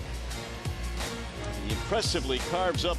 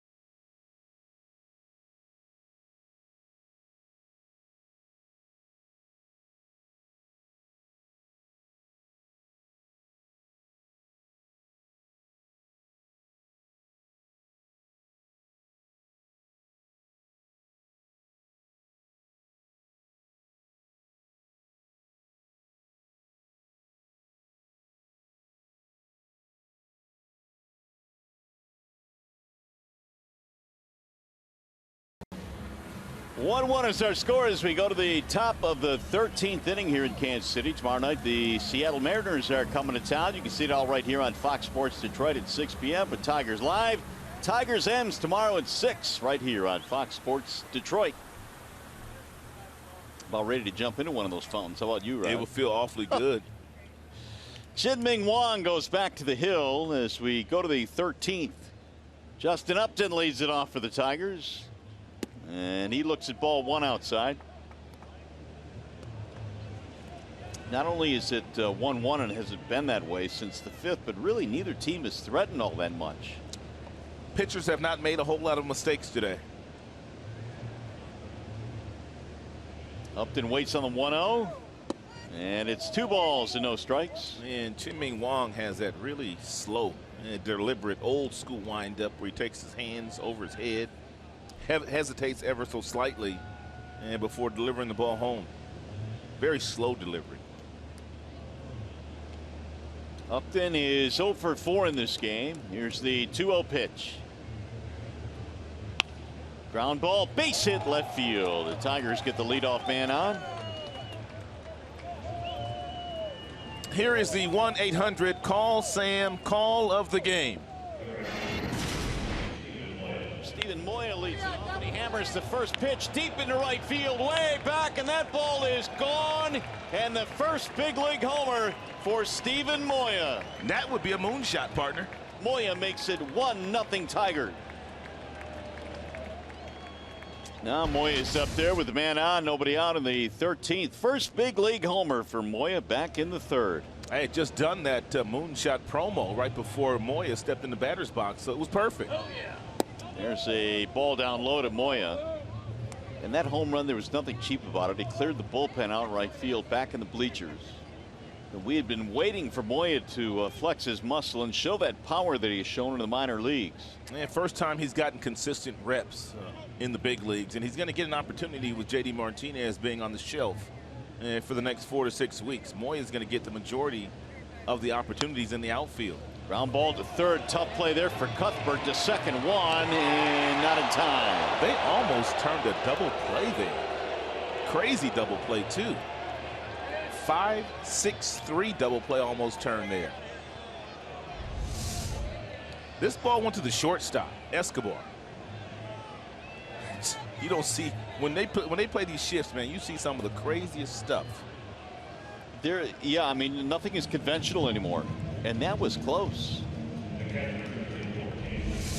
The Royals took another look at it, but they waved it off. You have so many guys now learning different spots to be on in the field, and sometimes you have to make do, and that was just an odd look. First of all, it's a tough ball for Cuthbert to handle. Yeah, then he comes up and there's 2 guys standing there, the second baseman and the shortstop, and the shortstop took it, whereas 99.9% of the time that ball goes to the second baseman. Here is McCann now with 1 on, 1 out. There's a strike call. One thing we've seen with Moya is his ability really to spray the ball to all fields. I think that comes with confidence. I also think that's come with his new approach at the plate, not swinging and missing as much as he had in the past. Worked hard in the offseason down in the Dominican Republic. He definitely has a lot of talent.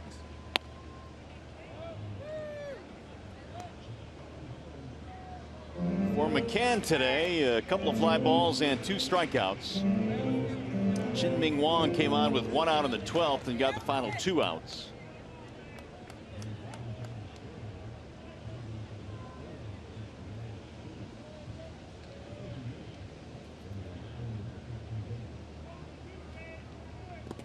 Bouncing in, Perez able to stop it. 2-1 the count.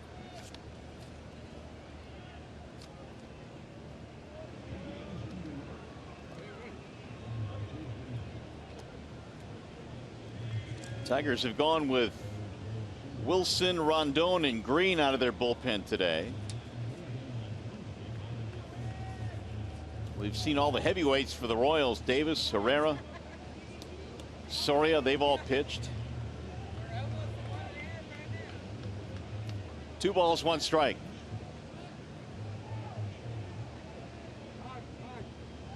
Now McCann. Actually, that was Perez who called time at home plate, the catcher. And a long day for both of these catchers here today. And Perez has caught all 12. McCann has also caught all 12. Perez has caught all 4 games of the series. Here's the 2-1. Runner goes, and it's drilled toward right field, and that ball's going to be caught. They're going to throw back to the bag at first base, and they're going to double up Moya. And that will end the inning. No runs, 1 hit, nobody left. And we go to the bottom of the 13th here in KC.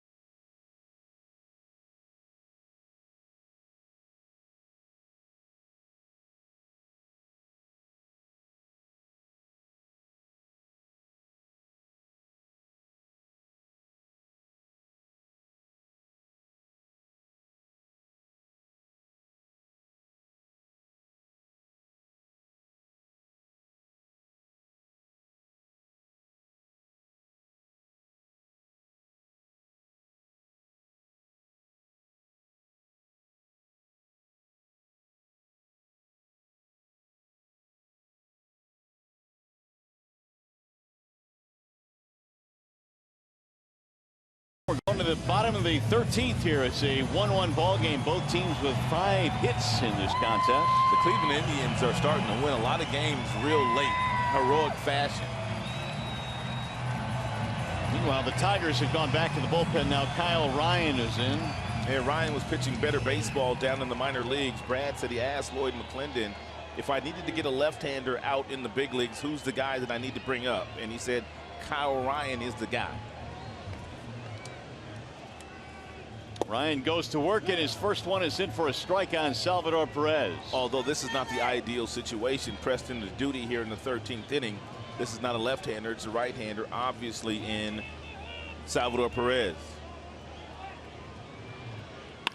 There's a line drive to right field. That's going to be a base hit right in front of Moya. Wanted to go right back to this base running play here by Moya. I don't know if this is a hit and run for sure, but if it's a hit and run, what you're taught to do about right now is you're taught to look in toward home plate to see whether the ball was made contact or not. Moya never took a look in, therefore once he realized the ball was in the outfield, he had no shot at getting back to second base. First base. That's if it's the hit and run. Lorenzo Cain will come into pinch run at first base.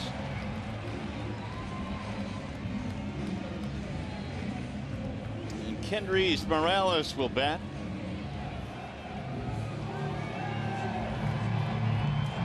One of the problems Ryan had his first go-round here with the Tigers was getting left-handed batters out. They were batting at a 364 clip against him. And that was after having a spectacular spring training. He was a long shot to make the team coming out of spring, but he did make the team.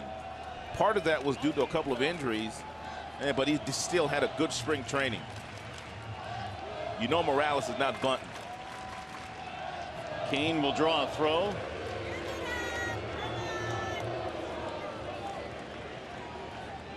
And very important here for Ryan to keep his double play in order. Kane will steal a base, but Ryan should have an opportunity to slow him down, and being left-handed.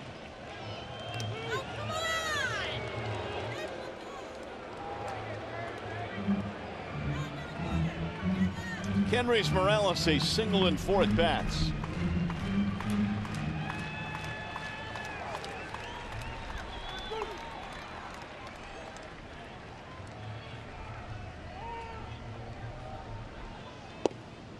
Ryan missing outside, 1-0.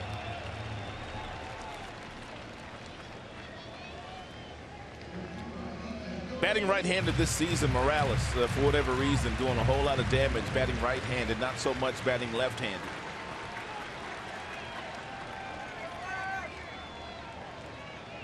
Morales is 8 for 15 in this series. And he came in cold in the series.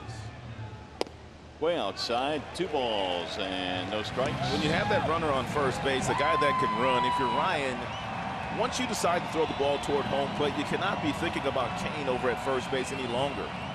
And you look at him, you make sure he's not getting a good jump, you pay some attention to him, but once you deliver the ball home, that's where 100% of your concentration should be. He's fallen behind Morales, 2 balls and no strikes. Now it's 3-0. He's a green light guy. He can swing if he wants to. Paulo Orlando waiting on deck, and Kenrys Morales is 4 for 6 against Kyle Ryan in his career.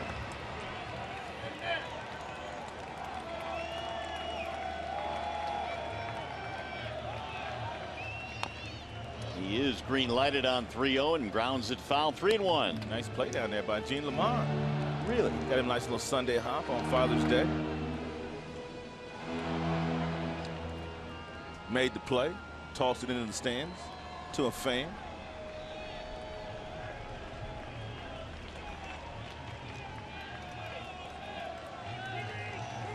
(3-1) on Kenrys Morales.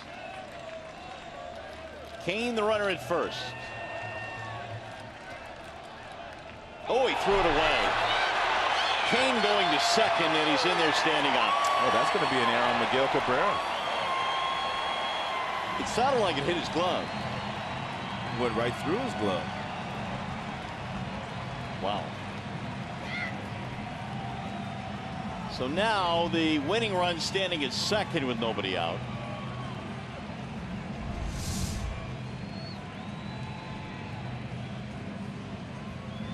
Right through the glove.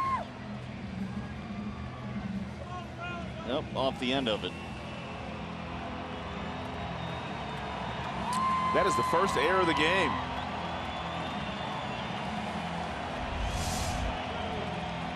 Now Kane at second, and they're just going to put Morales on here with a 3-1 count. And there's ball 4, so that'll put runners at first and second.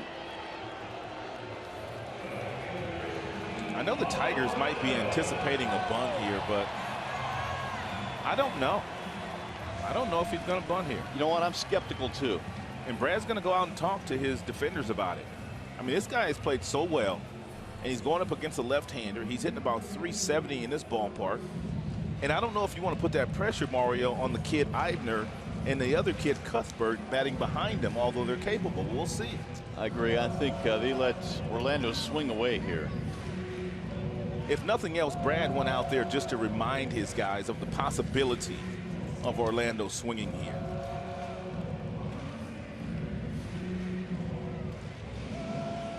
Orlando will step in with 2 on, but nobody out. And something else you have to be aware of here, if you're Ryan and the Tigers middle infielders, you've got to keep Kane close at second base. He has stolen third base 23 times in his major league career, and he's only been caught 3 times.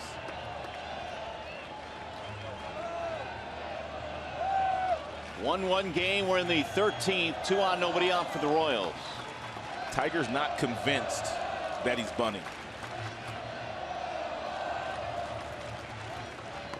He'll lay one down. Castellanos to the bare hand. His throw is in time for the out. Perfect bunt for Orlando. Really nice play by Castellanos.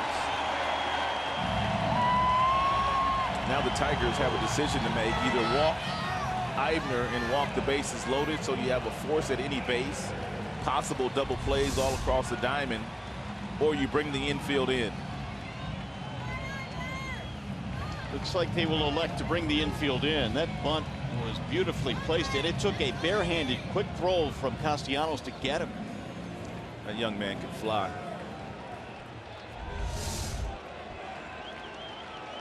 Second and third, 1 out. Kane represents your winning run down at third base. And they're going to walk it.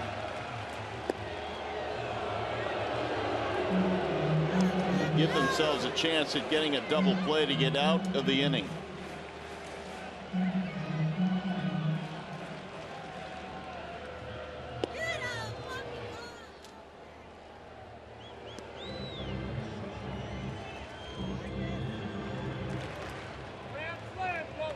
Second intentional walk in the inning. The other went to Kenrys Morales after he got ahead in the count 3-1. And the error by Cabrera allowed Kane to go to second. They just put Morales on. Cuthbert waiting on deck. Intentional walk to Brett Eibner.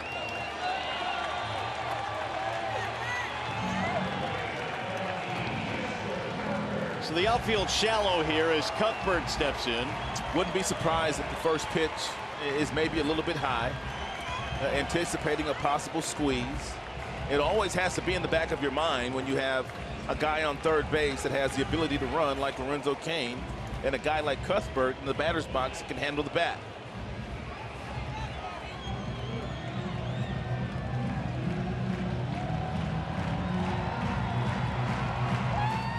Ryan has thrown 12 pitches.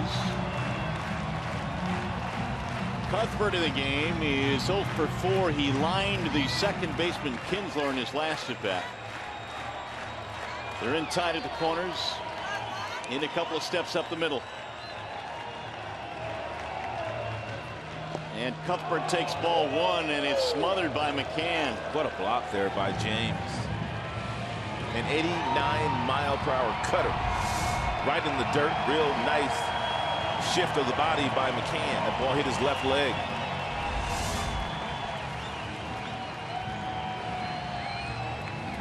And Royals are 9-1 this season at home in extra inning games. It's a tough place to beat them.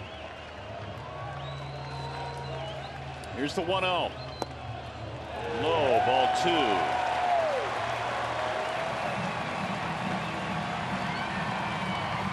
Now Cuthbert can be choosy. Kane at third, Morales at second, Eibner at first. 1-1 in the 13th. The 2-0. Ground ball left side, base hit, and that's going to be a game winner for the Royals. Chesler Cuthbert with an RBI single to left. And the Royals will celebrate a 13-inning win today against the Tigers.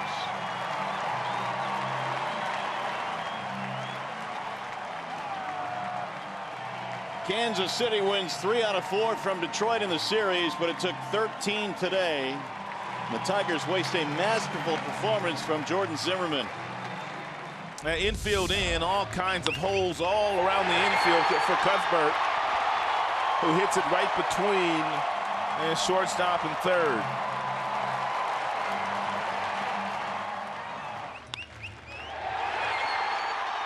So the Royals now 25-8 at home this year. They continue their mastery at Kauffman Stadium.